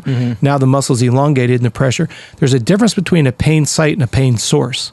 That's what you've got to figure out. That's why I like these questions. My doctor, whenever I would have injuries in the past, he'd be like, let me find the injury. And he would mess around my body. He'd press on things, and then he would find it. He'd dig in on me, and then he could tell me literally what was injured before I even got an x-ray or anything. He's like, just let me find it first. And he used to say the same thing. It was a difference. What'd you say? Pain source? Pain site and a pain source. Exactly. Because I'd be like, my leg hurts. And then he would literally go and find it. And it ended up not being where I thought it was in the leg. Like the pain might have been there, but that wasn't what was causing it. And he used the same words all the time. And it was like his challenge. He loved it. Well, I came in a lot. Think about you as an elite racer. You come into me and you say, my lower back hurts. Well, your quadriceps, they insert on the top anterior part of the pelvis. So if you're looking at the pelvis from the side, if your quads are tight, they're going to tilt the pelvis down, which gives you that lordosis in the small of your back. Well, now your hamstrings are hyperextended because your pelvis is tilted down and forward. Hamstrings are now being overextended because as the pelvis turns this way, the bottom and the back of the pelvis comes. So now people have high hamstring tears because their quads are tight and their lower back hurts. Pain site versus pain source. That's awesome. Especially for Moto, when you G out and you blow through the suspension, the muscles on either side of your spine are the erector spinae, and when they're already locked up, you're done. Yeah, that makes sense. Next one. Ryan Spivel 149 says, what is better, training mountain biking or road biking, or a mixture of both? See, I threw this one in specifically, and I want to double down on that question. We are a road bike heavy industry, and it wasn't always like that. For me personally, I don't like them because I don't like going on the street. I'm just paranoid. I don't trust other drivers. So I've never liked that, and I can't stand to do it in one place. It's just boring. So for me, I always had a hard time even having any motivation to a road bike. Where mountain biking, I always thought was cool because you're off terrain. I feel like it's more like your dirt bike. It's got suspension. You're navigating terrain too. You're not just spinning. But this sport, at the highest of all levels, is a road bike heavy sport. Answer his question, but then can you follow up on that? And is that the right thing? And why to be a road bike heavy sport? And I'm confused by this, and I would like to be educated because, again, Jacob Hayes will call me and he'll be like, I just got done doing a 4-hour road bike ride. And I'm like, that sounds great. I don't understand how that has anything to do with your 15-minute Supercross main. And he says it does. And I said, okay, well, I'm dumb, and I admit that. So I just stop arguing. But it just seems confusing to me. So, well, to Jacob's question or statement there, you'll hear me say over and over again, until you go long and slow, you can never go short and fast. Because when you do a long, low-intensity workout, you increase the capillary beds inside the muscle tissue. Think about it as the roots of a tree. So as I build those capillary beds, which, by the way, takes about 6 months to really do it right. That's why preseason is so damn important. Mm-hmm. If I build those capillary beds are channels to get oxygen in and lactic acid out. So if I build that, increase that density of the blood vessels, when it comes time to haul ass, I can do it because I've got the channels. So the road bike is giving you the opportunity to do something inside. I don't care if it's road bike or mountain bike. It's heart rate intensity. Okay. So it doesn't matter how you get it, but you just got to get it. I don't care if it's a Concept 2 rower, road bike, mountain bike. I don't care if it's... You're worried more about the intensity of the workout, which allows your muscles to do its thing. As soon as we get over 55% of maximum heart rate, you're no longer increasing the capillary beds in the tissue. This is why you see the pros, it's all maintenance once season begins. You're not building, you know this better than anybody, you're not building any more fitness. You're just trying to hedge off. You're trying to shake. If you look at tapering, all you're doing is you're trying to shed the fatigue and maintain fitness. Mm-hmm. Well, these pros have to shed fatigue and maintain fitness for 17 consecutive weekends, sans one. And then a week off, and then you go do outdoors. That's right. So to go long, a 4-hour bike ride in October, November, December is great for a June outdoor national. Doesn't make any sense if you're going to A1. Okay. Because at that point, you should have been doing that 4 or 5 months in advance. That should already be built in. The base should have already been there preseason. When we start getting into pre-competitive, that's when you drop in the interval work, the 15-minute sprints like you're saying. Mm-hmm. You should be able to hammer for that 15 to 20 minutes at Supercross. I say this very politely. I don't, with any pro that we're working with, I don't care about fitness for Supercross if you're going to race outdoors. Because there's a significant, the demand for 2:30s with 1 hour break for that consecutive amount of weekends, you're worried about being able to race. You got outdoors that's 100 plus degrees, 2:30s plus 2 plus with only a 1 hour break. You've got one qualifier and the ambient air temperature is 70 degrees and your main event's 17 minutes long. If you can't go long and slow, I'm not saying outdoors is slow, but figuratively speaking on the demands of the body. The demanding of the body is slower versus this, where this is more flow. This is where McGrath did so great. Mm-hmm. This is just BMX with a motor. If you flow, your heart rate, I mean, you're not, and I don't, you raced it. I never raced it professionally. If you hit Supercross correctly, you can't tell me that that's more demanding than outdoors. Right. I think more, I think mentally it's more demanding. 100%. Physically, I could tell you right now, I could last 10 times longer on a Supercross track than I can on an outdoor physically, but mentally I get more fatigued on Supercross because I feel like things are coming at me a lot faster. The processing I'm having to process things quick. Where outdoor, you get in a rhythm. You're almost like a big roller coaster. You can flow. But okay. And then so back to that question then, mountain bike versus... Well, I have to side with you on the mountain biking because to me, when you're looking at eye-hand coordination, you're working balance, you're working even the brakes. I mean, we go back to the pegs. You've got a left and a right. You got above and below the seat. Well, to me, that eye-hand coordination, and I agree, you start slicing and dicing on the mountain bike, that balance and the tires give out and you kind of flow with it a little bit. You get to correct. Balance, yes. And you're correcting it. The motorcycle can only go fast if it has input from either the rear wheel pushing or the brakes decelerating. Otherwise, you have a limp bike. That's why you see guys high side. They do a high side to the left trying to turn right because the bike doesn't have input. It's physics. It doesn't matter what I think. It's physics. So what we always say is on the mountain bike, and it's ironic because our professional cyclists, we have them ride mountain bike in the winter because you learn to pedal in full circles, which engages more of the hamstrings and the posterior chain of the leg. They become better cyclists, road cyclists, when they mountain bike in the winter. So I'm from Florida. Mountain biking's an oxymoron. There's no such thing.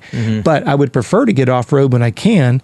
But like we brought our bikes with us. We've been cycling everywhere we go because we don't have that privilege at home. Right. But is one better than the other? I'm always going to side with mountain bike. Okay. But our sport is sponsored by a lot of road bike I was going to companies. say, it just seems like that. And the word trend is not correct, but it seems like it's very flavor of the month. It is it's a flavor. And again, I guess my quick question would be, why that as their way to get to what you're wanting? Again, you're more about you're more about the intensity of the workout. Is there something about that gets there, or is it more again? Because I know these guys are like into it. They love their bike, and it's almost like they've got into the Tour de France thing. Yep. I mean, I'm watching Shane McElrath right now do his workouts, and he's posting, and I think he's like loves the competitive side of it too. Yep. But I guess I just can't see how that would be the first choice if you had options. You know what I mean? Like, Absolutely. Why wouldn't you? If you could go on a 3-hour mountain bike versus 3-hour road bike, I feel like even me being dumb about this stuff could see that the mountain bike would be so much better. Well, and you bring up something, and we could go into it as deep as you guys want. I'm still questioning the 3-hour need of a bike ride. Let's just assume we didn't have the silly thing going on that we have going on. A 3-hour bike ride in season. Now, again, you could argue he's doing it because we're not in season. And I think he's from what I could tell from what Shane's doing is he is finding ways to stay driven during this weird period, and he's doing it through competing with his bike. What were they, Peloton? What do they call it? Yeah, the virtual things. Yep. And so I don't think he's doing this for outdoors or super. I think he's like, I got to stay in shape, and I'm competitive, and this is my way of doing it. So, and I watch him, and I'm just like, damn, Shane, you're a boss. But I guess my question would be, if you had your choice, Yep. I would way rather go mountain biking outside. Again, maybe it's because I'm so scared of the road, but I would never ride on the road. Well, and I think it goes back to, what do you have available to you? I mean, for Michaela and I, we would have to drive an hour to go get to a good mountain bike trail. Right. Where we can road bike right out the front door. But yet, if you're Tomac and you're Germ and you're training in Colorado and it's out of your backyard, of course they're going to hit the mountain bike all day long. So it's all going to be circumstantial. But this is where we get into looking at the volume of training, and we can get into a bunch of conversations about the percentage of how much is aerobic and anaerobic, because that's what we do as an analytics company, is we look at cumulative volume. We break it up on what's on the bike, aerobic and anaerobic, and we look at what you do off the bike, aerobic and anaerobic. Cumulatively, that's residual fatigue. Shane may be able to handle 30 hours a week, and somebody else may only be able to handle 21. I'm hoping that that's going on behind the scenes, but I will say this, without throwing any trainer under the bus, every single person that's come to us, nobody could tell us what percentage was aerobic and anaerobic, and these are our top guys. It's a shame. Especially in a sport like this that's so demanding. To not or you know have a trainer that says, just do it. Don't ask why, just do it. Mm-hmm. We worked with a particular rider. We lost him to a factory team. And when he signed the deal, he said, I want to still work with Moto E. And the guy said, no, you have to work with our team trainer, right. Which was fine, excuse me. The very first time my athlete asked why they were doing a particular workout, because it was something that I vehemently disagree with. I think it's biomechanically disastrous for a motocross racer. And he was specifically told, don't you ever ask why. Don't ever doubt our trainer ever again. And this guy is one of the most humble guys. He was not being belligerent. He was just simply, like we said at the onset of today's show, understand the why behind it. He just wanted to know, I've heard that this is why we didn't do it. Now you're saying why. I'm respecting you. Educate me as to why I should do it.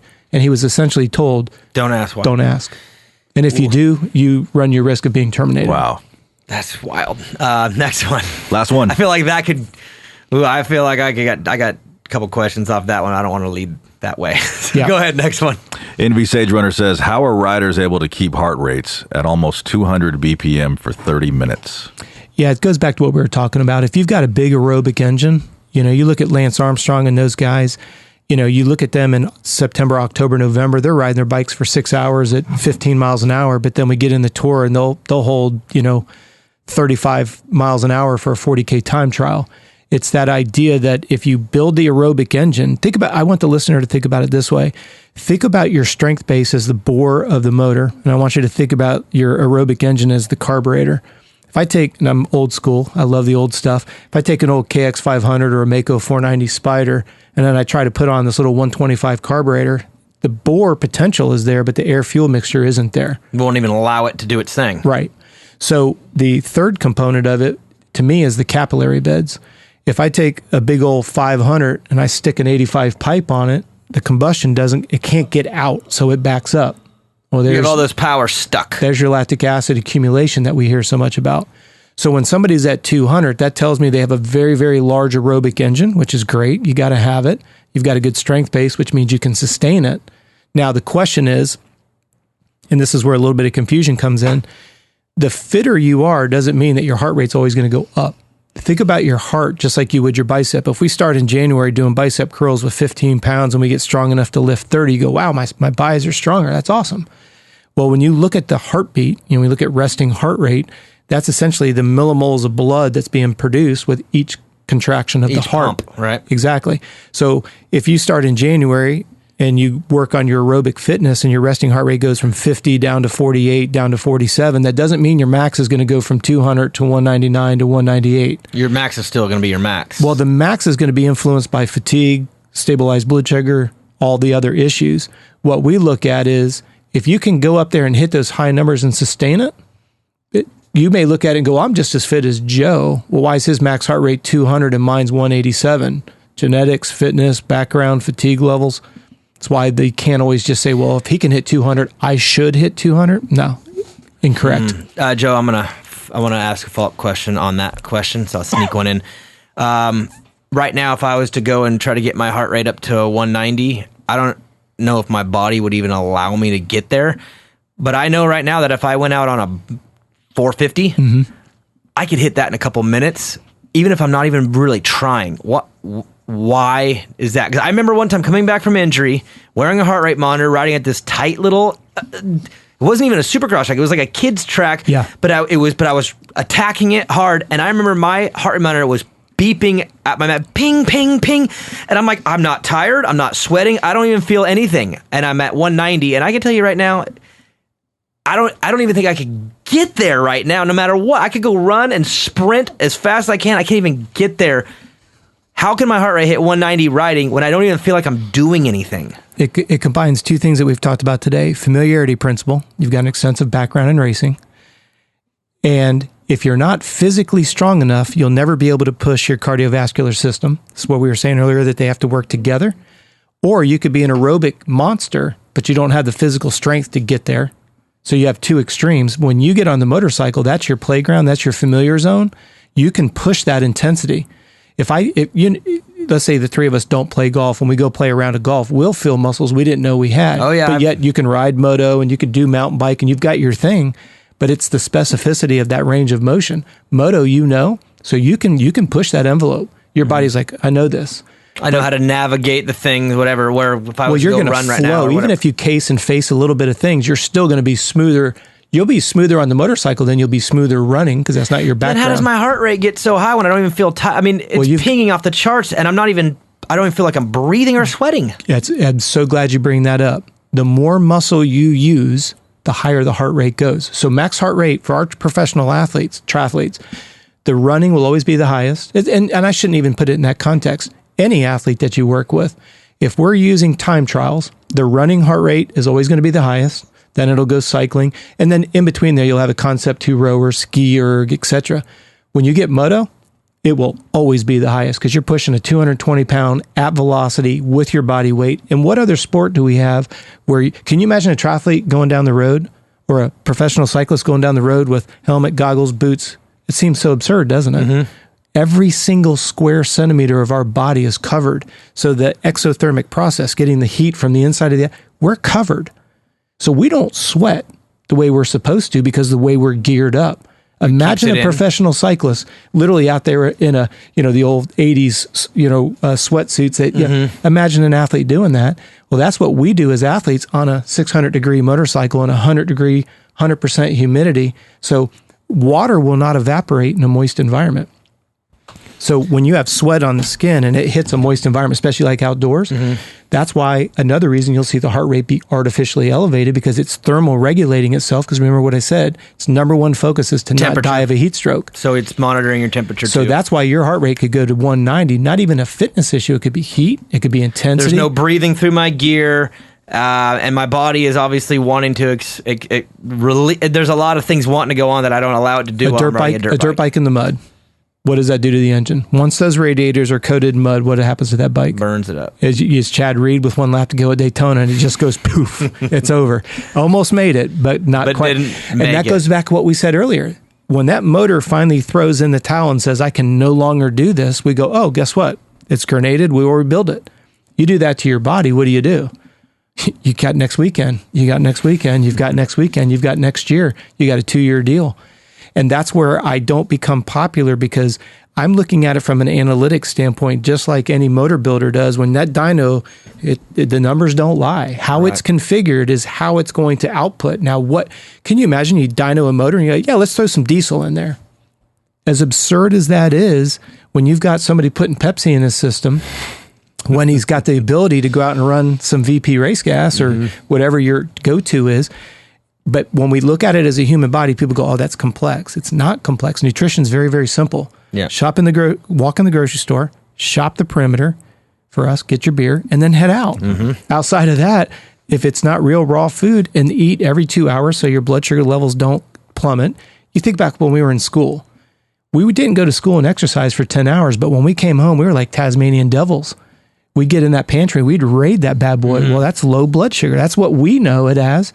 But if you get behind the scenes a little bit, we can't have his blood sugar level doing this during race day, because one moto, he looks like he's on rails. The next moto, you're like, who is this young man? I've never seen him before.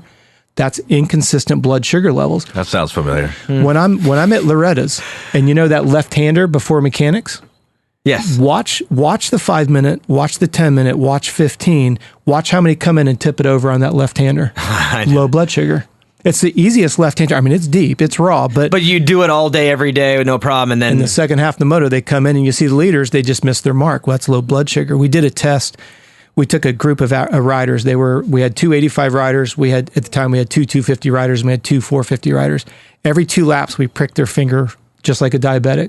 And we correlated their lap times to the blood sugar levels. And as their blood sugar dropped, their lap times got slower. Seems like everything would drop. Your intensity, your reaction time, your ability to recover from a mistake. I feel like everything would be affected as the blood sugar goes down. How much do we talk about hitting our marks? But yet when your eyes can't focus on hitting that mark, and then all of a sudden it's a 10th, now you're 2 seconds off the pace going, what happened? But then we go back and look at what he's eaten over the last 5 hours, and it's been junk or nothing. And you're like, okay, well, there you go. Well, and I want the listeners to think about this. Let's say you eat dinner at 7:00, and you're dedicated, you're hardcore, you're going to go to the gym tomorrow morning. So you set your alarm for 6, you bolt to the gym, you work out for an hour and a half. Well, you're just gone 12 hours. Can you imagine going from noon until midnight and not eat and go, yeah, I'm not hungry. But we say, well, we slept. And then this new thing of intermittent fasting, again, taken out of context. Intermittent fasting works. But here's the problem. If I take a human body that's already not getting enough sleep, not getting enough water, not getting enough food, and then I'm going to go ahead and just run it 15 hours without food because it's going to stimulate this and it's going to create a state of ketosis and all this other BS. It's great in textbook. It's not real world. Because when your body doesn't know what stress looks like, it just knows it adapts to stress. Think about your life as a quadrant: personal, professional, financial, and athletic.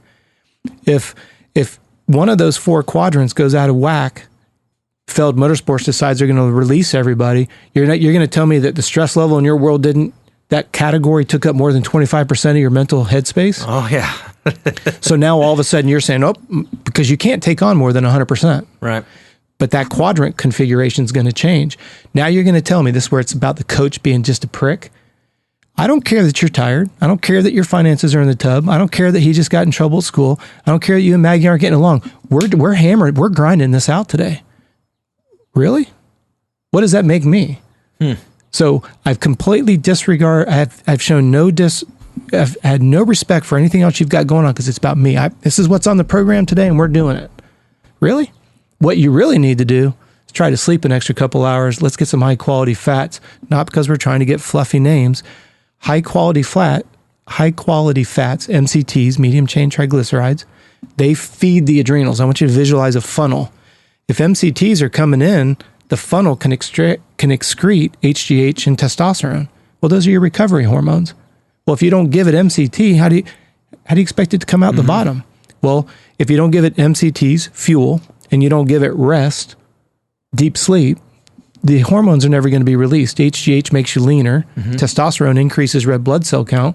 So for an athlete, If you want him leaner and have better endurance, he needs to sleep and eat more. Well, that seems counterintuitive. Okay, before we go to the break, I just got to tell you a story. And I'm not going to say the rider's name, and I'm not going to say the year, and I'm not going to say the details because it's not fair to him. But I was told by a certain rider who had, and these riders are always changing their programs. They go to different teams, whatever. Yeah. I was told by this rider that they had never worked harder than they could and they ever have in their entire life, and they were just weak every weekend. They'd go to the races, they were weak, and they're like, I don't get it. You can't even work as hard as I'm working, whatever. They told me, and I don't want to, again, I can't say the year this happened. I don't want you to pinpoint this person. You can't even figure it out. A certain rider told me that one week they decided, F it. They ate what they weren't supposed to eat. They slept in past their alarm clock, which was a big boo-boo.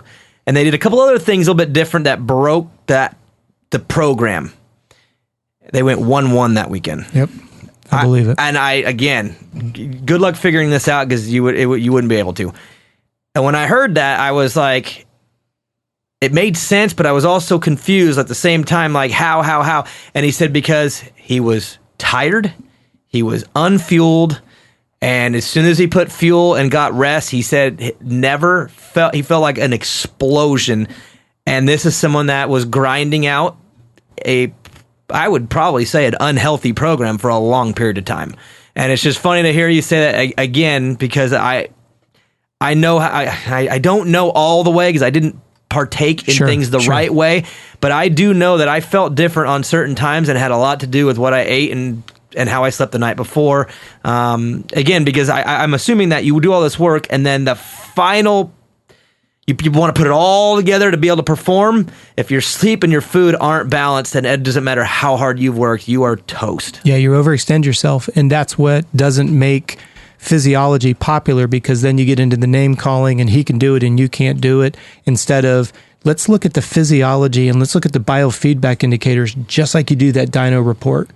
And that's what I want people to really focus on is you've got to question, as you said at the onset of the show today, you've got to be able to ask and challenge the question why and have at least a basic understanding as to the why. Not getting, hey, when we get a motor from somebody or we get suspension, from Race Tech, we don't turn around and then challenge them on it. We buy it, we bolt it on, and it's supposed to do what we paid for it to do. Mm-hmm. That's the way I want physiology to be looked at as well. That's awesome. All right, Joe, let's take a break. We'll come back, and it's intervention time with a little 9-year-old Pepsi drinker. I love it. Main event Moto. If you're a true Motohead, then motosport.com is your only choice when it comes to OEM or aftermarket parts for your bike. And when it comes to servicing your bike or giving it the punch you need to perform, it's EMT Racing. With motosport.com, you can get everything you need for your bike with great pricing and ridiculous speed on shipping. And with EMT, it's simple. Take your bike to the experts. 2020 is the year EMT takes over the performance world. If you don't know, now you know. Your Bat Bros choose motosport.com and EMT Racing, and you should too.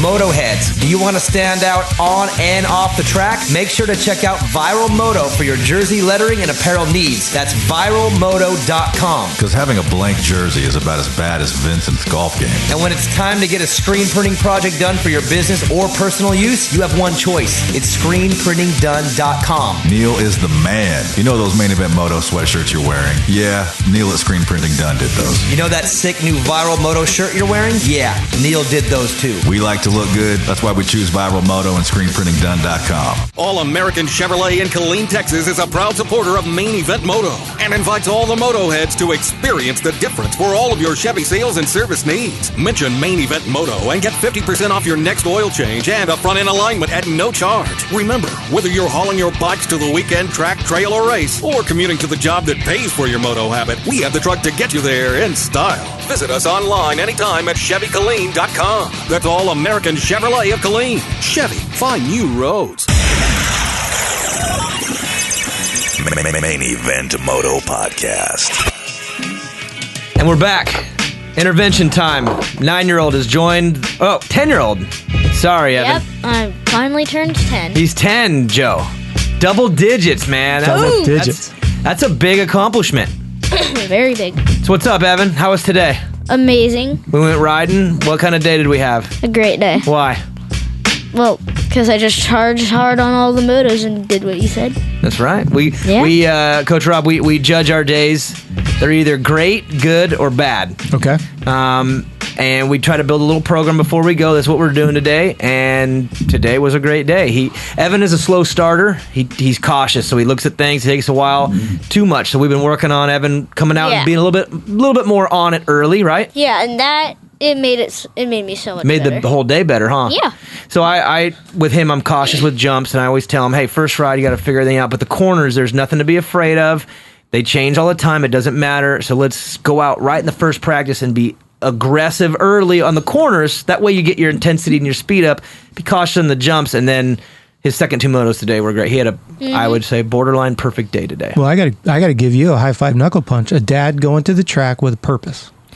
We do everything with a purpose, That's awesome. and people laugh at me because my purpose is very conservative. It's very slow roll. I do have a plan for him. I want to give him the opportunity to make something in this sport. Yep. But I know that doesn't start right away because he's still he's double digits now, so we might need to reconfigure, right, Joe? I mean, he's a man. He's a grown man now. No, haven't had puberty yet. Not yet. That's coming. Hey, get a little closer to the mic, bub. Okay. All right, so Coach Robb's gonna help. We're gonna work through a couple things here. Just I'm gonna tell you right now. I know you're a kid, and we'll make adjustments slow. But Coach Robb, here's the issue. He likes Pepsi. I don't let him have it all the time. So you out there listening, don't be like, what? Listen, in moderation, I think everything's all right to slip. That's right. So he gets his Pepsis here and there. Hershey's But it too. seems to happen mostly when we're on our way to and from the track because we got to get gas in the bike, whatever. He wants a Hershey bar. He wants a Coke. Or not a Coke. He doesn't like Coke as much. He likes Pepsi better, like his dad. One of those two. Either one. Hershey's. But I know that it does affect him out there. And again, with our program not really started yet, I work on fundamentals, whatever. I haven't taken that stuff serious, but I know it's not right. So my first question is, when does it become a priority to work on the diet and fitness of a little kid who does 4-lap races and mostly at this point is still doing it for fun? Yes, he's competitive, so I would like a little bit more consistency with I wouldn't say his results, but maybe his output. When is the right time to start really looking at stuff like that? Working out, training, nutrition, all that. Is it time? I think the question is, he's got to be able to answer that. And I know that a lot of people are going to say, oh my gosh, you're going to let a 10-year-old, dictate the train. Well, he's the one that's got to put in the sweat. And he's not going to dictate everything. He's not going to go, well, I choose Pepsi and then I just give it to him every day. But yeah, it comes down to, again, his interest and his want, but at the same time, I'm his dad. I got to steer him a little bit. So well, and I don't think it's a matter of even steering as much as it is you recognize he's 10 years old. There's got to be some youth component to it. Like I say, it's not a staple. It's more of a treat. Mm-hmm. And I think all listeners need to understand everything we do, there needs to be some kind of a reward attached to it. I don't care if you're somebody that's making $10 million a year. Why are you doing it? I challenge all the athletes. That's what I would challenge him. Why are you doing it? Is it because you feel like you have to do it? Because you're not that kind of a dad. Like you said, you're letting him just kind of go about his own thing. The fact that you go to the track with purpose, I think that's good because it minimizes risk of injury. They go out there and they're just kind of scatterbrain. That's when significant injuries happen. I've learned that the more of a program we go into the day with, he's better when there is a program. When it's like, hey, let's just go ride, it's loose. Yeah. And when I say loose, I'm talking effort, I'm talking falling over, consistent, just little goofy things happen when there's no purpose. How about that? What do you think? What are you doing racing for? I want to be like the pros, like Cooper Webb, Roxon, all of those people. I want to be like all of them. Why? Just because I know that, man, you're not being quizzed. I just want to know. You could just talk to us. Like, I like it because, it's a really fun sport, and it's not fun if you don't charge. Like, if you're just sitting there gooning around, it feels boring. But when you're actually charging and winning, like, going over the finish line over a jump winning, that's what feels good to me. Okay. And if you get good, you can earn a lot of money, and that could help you in life. Really? It could help you a lot. You can buy so many Legos and so much Pepsi. Yes. So yeah, this little urge or this little want in him has been growing. So I've been getting again, going with more of a purpose as he has more of a purpose, Yep, I'd say. exactly. But at the same time, I don't know, I personally don't know where that balance begins. I never trained when I was a kid. I didn't train until I was an adult. And I see some kids right now that are training like gnarly. And I'm like, maybe they're right, maybe not. It just doesn't seem, it doesn't seem right because it's just a kid. Like, Exactly. I don't. Well, you've been around the sport long enough to see it. How many kids, and I hope it's okay on the show, you look at Alessi. What kind of childhood did Alessi really have? Yeah, he had his own Honda commercial, and that was pretty cool, and he probably made some pretty good jack. But I guarantee if you talk to him, he'd rather have a different childhood. It's funny you say that because a lot of my program and plan that I have in place for him are pretty much built off of two people's advice, which is Talon Volan. Okay. Who's doing a killer job. And Tony Alessi. Yep. And his advice was do the opposite of what I did. And I think Volan's doing a spectacular job of it. They both are. So I've taken some from both of them and applied it to him, but that's my own internal plan that I have that he doesn't understand. Again, our day-to-day is go out and have fun, get better. Every day you got to get better. But I know that I'm running things loose because I always did in my career. I didn't eat right. I didn't work out right. And I don't want to do with him what I did with myself, but at the same time, I don't know the balance. I just feel like he's just again, we're early and when we want to take it serious, but I also think it's because he's a kid, and I'm wondering like when does that stuff start mattering? Because I can't see it mattering right now when I'm at a stage where we're not really that competitive. It's just for riding and fun, and I don't want to be that strict on him and take away that little luxury of drinking a Pepsi and all that stuff because he's at the end of the day, he's still a kid. That's steering my decision making is the fact that he's still like a little baby man. Absolutely. Well, he's still your son. I'm a little baby man. Baby man. Show title, Joe. Write it down. Baby man. The cool part about it is you respect the fact that he's your son first, and I think a lot of parents have lost sight of that. First of all, we're not curing cancer. We're riding dirt bikes and having a good time, and there's got to be some strike of balance there. When this little guy decides, you know what, I'll go ahead and do my push-ups without having to be told, and I'll do some of the things. Like I always say, when somebody this young gets serious about racing, they'll brush their teeth before the parents ask them because they're showing responsibility. They want to show that they deserve to have a new dirt bike and be able to go ride 3 days a week because it's a privilege, not an entitlement. Mm-hmm. Once that fire gets in his belly, I don't think you'll ever be able to hold him back. Right. And it'll be cool because he'll have that fire in his belly and not be burnt out, which then you'll get a whole lot more on the back half versus, he wins an 85 class at Loretta's and pretty much feels like, hey, his buddies are all living it up. And he's kind of like one eye on one eye, the two-eyed lizard. All of a sudden now he's like, well, that looks a little bit more appealing because I've not really had any fun. That's why I like the fact that you're keeping the fun factor into it. He understands and I hate to use the word, but there's a risk associated with it. So he needs to be strong so he bounces and doesn't break. Mm-hmm. He needs to make good food choices so that he doesn't miss his marks and come up short in case something. Because he's got some improper jetting going on in his own body because of diet. And I say this, and I always want this age to understand it. Can you imagine your dad buys you a brand new dirt bike? I don't know if I'm able to say colors that you're riding. I think it's pretty common. Yep. Everybody knows what you're riding. Mm-hmm. And all of a sudden you pull up and you put diesel in it. He'd be pretty pissed off. But yet you take him riding and then he eats Pepsi and a Hershey bar and his blood sugar plummets and he doesn't have the attention span of a gnat because his blood sugars are all over. He's got to take responsibility of that too. There's got to be a give and take on both sides. Okay. All right. So then how do we balance? Because Evan, I'm not trying to take your, I'm not trying to take your Pepsis away from you that you like to drink in your Hershey's, but at the same time, do you kind of get what we're saying on how maybe like the days of riding, maybe the day before, the night before, maybe that's not the best time because it does some stuff to your body that makes riding not as good. Does that make sense? Yeah, yeah. Maybe I should start having it like in the middle of the day, like. It's not going away. We're just going to negotiate. Listen, Dad, I'm not taking it away on the day. The hour's going to change. Well, I always think about it this way. You giving up the Pepsi, is that a sacrifice or is that an investment? So, absolutely, not a sacrifice. I mean, there's the key. Yeah. There's the key. If my dad says, nope, you're not having it, I'm not going to complain or anything.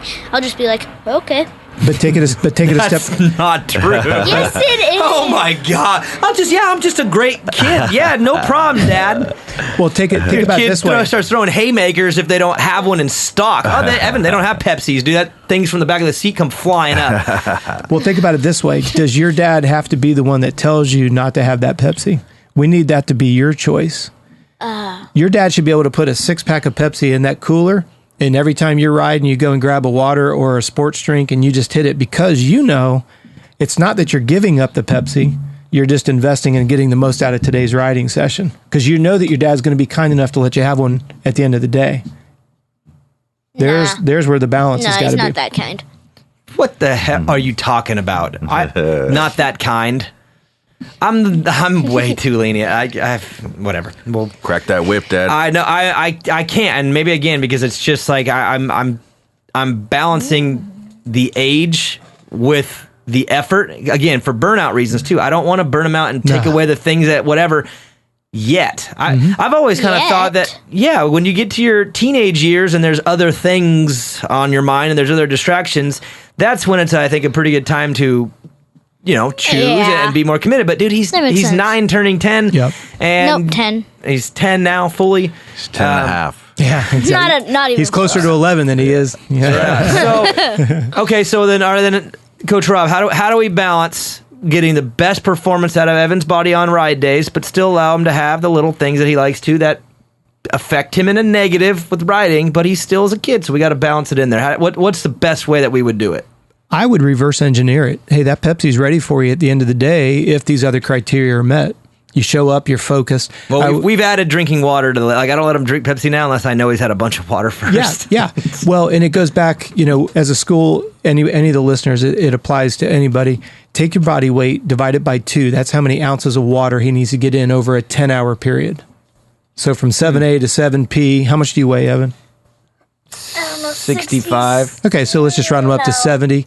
Let's say 30 to 35 ounces of water over, 8 to 10 hour period. And then on top of that, we need to look at what he loses in the form of sweat. So going back to what you're saying. He's a sweater too. Yep. So we need to weigh him before and after and figure out, so that way he doesn't become dehydrated. Then you've got the formulation of how much water. And then when you guys are exercising, I would encourage you to do a sports drink because you get the electrolytes, which helps with muscle contraction. So that's important. You put those two together. Now there's some performance criteria. That's why I was impressed that you said you go to the track with a focus. I never take a rider to the track without why are we here? So to get better in lefts, better in rights? Is it better to step on? Because what is the criteria for we had a good day of riding? Because the track condition. If there's not something set as a parameter of what's successful and what's not. And that's what we do. Evan, some days we'll go and just work on when to sit down or leg out or elbows. That's mostly at our track, our secret track, just for us. Yeah, we have a little private track, and we'll work on little fundamental things, whatever. But then we go to the track like today, and it was like, okay, let's race simulate. We'll do a practice, and then we'll do 2 motos and split them into 2 5-lap sessions with a start and a finish. We're on lap time, and then he's coming off the track asking, "Did I beat my lap time? Did I tie my lap?" And he's got this sense of he comes off the track. The first question is, did I meet the goal? And I like the fact that he does that. And then we go at the end of the day and we evaluate and go, was today a good day or a great day? And he knows the answer. I don't even have to answer. Yep. He knows because we had a set plan to go in. So again, we're at that point right now where we're starting to actually build a plan and not just ride whatever. And I just know that these 4 or 5 minute motos aren't really, he's not getting tired as far as he can't handle it. I think it's more on again, his blood sugar, his levels are all over the place because he's eating snacks. Yeah. One minute I see him peeling an orange, the next minute I see him he's eating a chocolate bar. You know what I mean? And that's where if you have to keep constantly policing it, then I just wouldn't even have it available. I wouldn't have any chocolate. I wouldn't have any, because to me, when you're able to take on the responsibility of riding a dirt bike, then you've got to be able to be responsible enough to know, just because mom and dad aren't here to say no to having that soda or that chocolate, the cost benefit is there. And that'll come when he understands that the cost benefit is there. Because right now, that's got to be his mental epiphany. Right, and he doesn't really know that yet. He's wait. But when he says he loves the feeling of jumping over that finish line, winning, and it starts to become easier when he rides his BMX bike with his buddies and he does 10 he sprints. Hates BMX for some reason. I don't like doing it. Why? It's just that it's hard to do BMX and dirt bikes because they're completely different. They're like, they look the same, but they have completely different things. He liked BMX until he started riding, and he could turn the throttle, and it would go, where before he had to pedal. Yep. Yeah, He didn't like pedaling as soon as he realized, wait, I could turn this little throttle thing and it goes? I'm like, get out of here, BMX bike. I don't want you no more.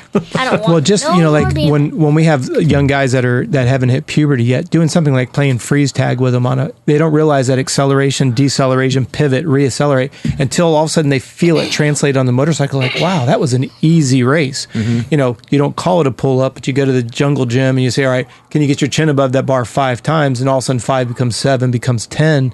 All of a sudden that pushing and the pulling and that neutral position, hey, that starts to feel those are those epiphanies that we need in his head. Right. Like, what did I do to make that so easy? Jungle gym, freeze tag, jumping rope, you know, like whenever they're on the Xbox, I always have them on an endo board. So that way they're constantly working. Or in this case, if you don't have an endo board, have them stand on a folded towel. So you're getting working on something out of it, proprioceptive yeah. balance. You know, have him, when he brushes his teeth, have him stand on one leg. That way you work proprioceptive balance. Just little things like that. That sounds smart. The idea is just so he gets those little, that epiphany, like that's what's happening. Because it's like we always say, especially at this age, even up to our age, I don't really care. If you don't see how I can say to you, foam roll, foam roll, foam roll. But then I explain to you, you can't keep that inside leg up to keep the pressure on the shroud because you've got hip flexion. The hip flexors are so tight, you don't have the flexibility to maintain it. The riding coach is frustrated because he can't get his leg up. We take him off and do a biomechanical assessment. He doesn't have the strength or the flexibility. Now foam rolling has a completely different meaning because he wants to rail that right hand, but that hip flexor won't let him do it. Now he'll be the one that foam rolls, not because you're like, did you foam roll today? I don't think you should have to do that. He doesn't have to ask you if you bought the bike and got it prepped and have it fueled. I don't think you should have to ask, did you do your... Right. Once you explain, I expect you to foam roll, do this, you shouldn't have to ask, did you? Because that's like saying, we're going to go riding and you show up and the bike's not in the back of the truck. Did he really have to say, did you put the bike in the back of the truck, Dad? Right, he sees it. It got to go both ways. So you're talking about these little fun things that you can do, the balancing, all that kind of stuff. When does a kid need to start training off the bike? I think it goes, well, first of all, ideally with puberty. But the problem that you run into with these with the bikes, you know, they're so strong now. Like you're talking about that KTM 85. I mean, as you said, it's a small 125, pretty much. So if you look at the velocity of that, I think anybody who's a parent of a young person, whether they've hit puberty or not, you've got to do some strength. And I think that's where you get into the pull-ups, the push-ups. You've got to get, and like you say, I don't like to use the word training, because when did we go from riding our dirt bikes to now you became pro? When did you switch from riding your dirt bike to every time you rode it was training? You know what I mean? Right. We tease about being able to go out and just go ride in the dunes or go ride in the bush or whatever. So I think you've got to, I said this earlier, I think the behavior's got to match the desirable outcome. You want to qualify for Loretta's? There's a certain level of responsibility that you're going to have to do off the bike. You want to be top 10 at Loretta's? Criteria goes up. You want to be a podium? It's a totally different playground. You want to be you want to be a future pro like Cooper Webb, Evan? Yep, I sure do. Now then there's different commitments that need to be there, like no more Pepsi. But is it a sacrifice or is it an investment? Because are you loving this, or do you feel like you have to give it up? Yeah. What do you love more, Pepsi or crossing the checkered flag and winning? Crossing the checkered flag and winning, of course. Okay, so now, all right, Coach Robb. So how do we balance that? Because I don't want to take it. I don't want to take some of these little luxuries the whole from time. End of day. But I don't think you've taken it away. You're just saying you say one thing, is your behavior going to match that? It's just like when we're in school. I mean, I struggle with short-term memory, and there's a bunch of discussions about it. My point is the benefit of being able to do something has to be there before the behavior is going to precede it. Like we were saying about foam rolling, and that's what we want for him is you're not saying it's going to go away. Let that be his discretion. I'm willing. That's why I was asking you, do you feel it as a sacrifice or an investment? It's an investment. Yeah. So you're not giving up Pepsi. You're choosing not to and replacing it because it's a better, same thing with education. If you don't want to fail, then, you know, stuff that we don't know is always difficult. What kind of stuff can we start doing off of a bike? Like, because he's a pretty committed little guy. Well, like he said, like putting one foot up when you're brushing your teeth and stuff. Just like on the average things that you do in life, just like add more workouts to it. Like just everything that So you turn do. your regular stuff in life into a way to creatively work out a little bit? Yeah. Yeah. I don't know why it's so hard for me to talk right now. No, it's okay. You're doing a good job. I think I'm distracted. Well, like, for example, when my kids were growing up, when Xboxes and that stuff came out, we had an agreement for every minute you spent on an Xbox, you had to spend that playing musical instrument. So that way, because if you look at how the left brain, right brain works and the dexterity and all that goes with it, I'm not a fan of video games. I really have a problem with them, but I really like music and I like art, and Michaela's a professional artist and all that. And I think that's very, very, the balance has got to be there, especially, and I want all the listeners to know, I meant to start today's show by saying thank you, because you've been the intro to the Coach Robb podcast since day one. So personally want to say thank you for that, because I had to go through Iser to get that thank you to you, but thank you for being the sound of our podcast. No problem. But to me, to have that ability to ride a dirt bike and then be musically inclined, or to be an artist in any, whatever format you want to call that, when you start looking at that combination of things, that's where I think it's going to take a completely different connotation, because that balance it's got to be taught. And it's got to, the structure's got to be there. And if he's willing to start looking at it as this is an investment on that desirable outcome, it's going to be a lot easier on you, which is going to allow you to do more and more things for him, because you're not having to follow up with him on it. Does that make sense? Yeah, it does. We'll talk about it. I got some ideas for you, okay? Okay, well, like you said, you want like riders to be like musical and like part artist. Well, I'm kind of an artist. Like I like drawing a lot and stuff. That's huge. It's good. But going back to what I was saying earlier, though, for every minute that you want to be on your Xbox or your games, then you've got to dedicate that to fitness at some level. He does. My wife's strict. They get their time during the day to play games, but they also have to go outside. They have to, especially right now with the virus going on and school out, like they have a pretty strict schedule on the school that she makes them do. But well, and especially if he thinks about the subject came up with one of the questions today about jump rope. If he knows jumping rope is gapping his competition because he's jumping rope and they're not, that'll fuel him big time. Yeah, what do you think of that? What would you think if you were doing jump rope as a way to get a little bit of extra fitness and work on your hand-eye coordination a little bit? If you knew right now that doing that would give you an advantage over your competition, would you want a jump rope? I mean, not jump rope. I don't like jump rope as much. I mean, what if and you don't have to do it for hours? Just do 20 at a time and do it at the top of every hour or something. Yeah. What if it gave you a little bit of an advantage of your competition? Then would you do it? Then I would do it, because I want to get up there pretty soon. Like you said, by my 13-year-old year, like probably soon when I hit puberty, I want to be up there and battle with the guys in the lead. Okay. Well, and you think about like the jump rope, you can't physically see that jump rope come by you, but you know that you've got to leave the ground. And I like that from that reaction time on the start. If you see that gate, you've got to be able to go. Right. I know there's a couple different schools of thought, bouncing the balls and stuff like that. But to me, you can see that ball where I need that peripheral vision. I don't know if you have Evan looking straight on or to the side, but you know that when it starts to just barely move and his reaction time is there and he's got the bike is pinched, you've really worked on his strength and his flexibility so his feet don't come out like this on the start.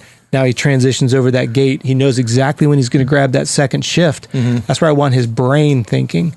Don't just go out and do starts. Like, when are you grabbing that second shift? When you've got 41 other bikes and you can't hear it, this is where I go back to, if you're well fed, you're well rested, you're well hydrated, these little nuances of when are you grabbing the second shift, how do we not go spread eagle? Are you really holding it down tight? Are you looking, all the stuff that you're teaching them, I'm just kind of paraphrasing them. Well, that's going to be the key. I was doing practice starts today, and I was timing them right. Like, Dad, do you think I was doing the starts right? Like, shifting at the right time?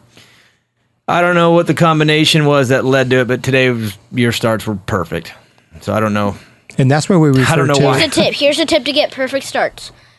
Pull the clutch in, wide open, and then just dump the clutch. Perfect That works now, son. That's not going to work forever. That's today. Well, and that's There's where more to learn. That's what we call accidental success, where one day is really on a rail, the next way is not. I always look at it this way. When things go wrong, everybody will analyze it to the nth degree. When things go right, they don't analyze it. So what I want you guys to think about is take your day, what went well and what didn't go well, and the things that didn't go well, why? So today being what I would say is a pretty high-end day. We need to go and dissect What'd you today eat? and How find much out sleep? why that happened. And what did we do, Evan? You went to bed earlier last night? Because Yes. yesterday he was Check. a little tired. Check. Last night, yeah, Well, he had I a better went to- 24 hours. I think I got better sleep because I went to bed at like the same time, like around 9:30, and then like the night before I went to E Street. I mean, my cat, he was literally, oh my god, I don't even want to explain it. He was bugging? annoying. Yeah, he was just purring on me, licking me. I mean, I couldn't get any sleep. But then the next night, he didn't come in, and then I got good sleep without him licking my face. So the key to success is keeping the cat out of the room when he goes to sleep. Cat's got a new home. Yeah, it's my chair. There'll be a different type of cat when you get older, Evan. That's right. That'll be a problem. That's it. What, Joe? Nothing. Why are you smiling and shaking your head? Nothing. None of us are immune to it. Nothing. Yeah, just think, Evan, the better you do when you get older, Oh, boy. you'll pull a better looking Oh, boy. Yeah. woman.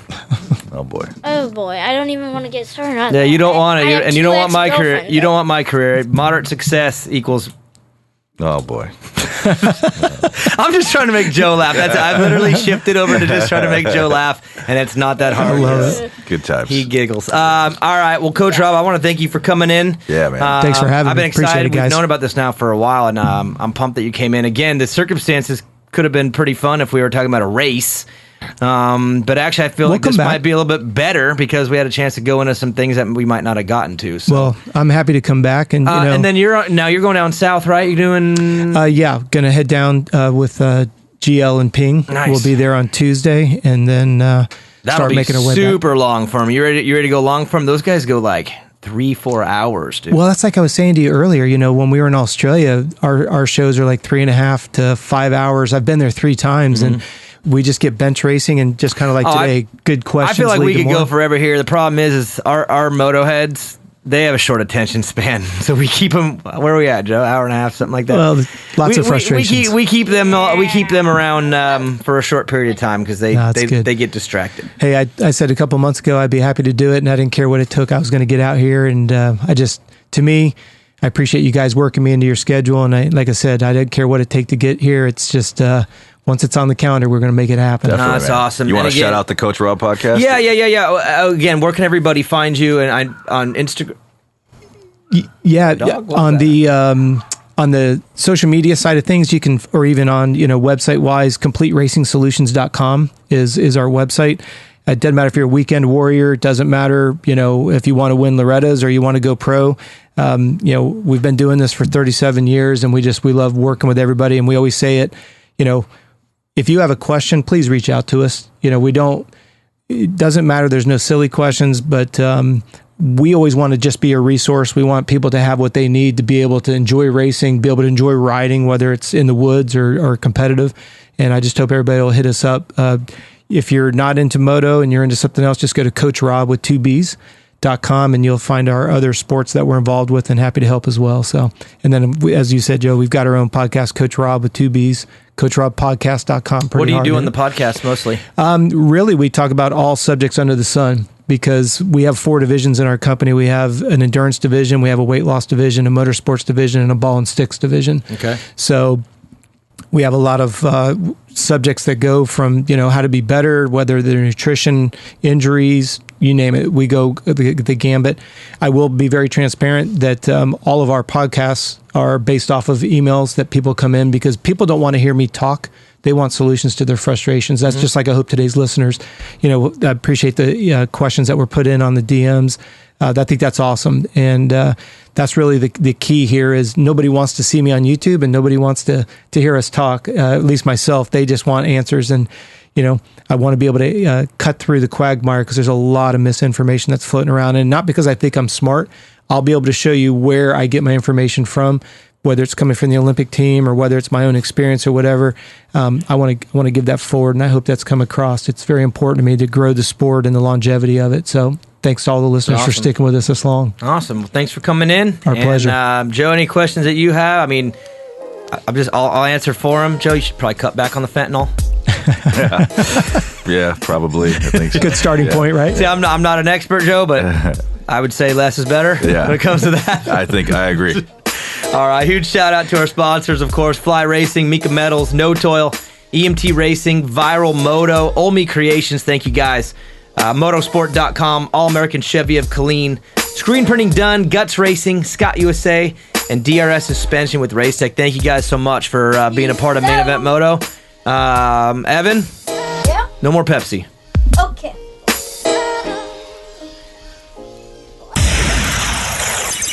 Main Event Moto. Screw it. You know it by now.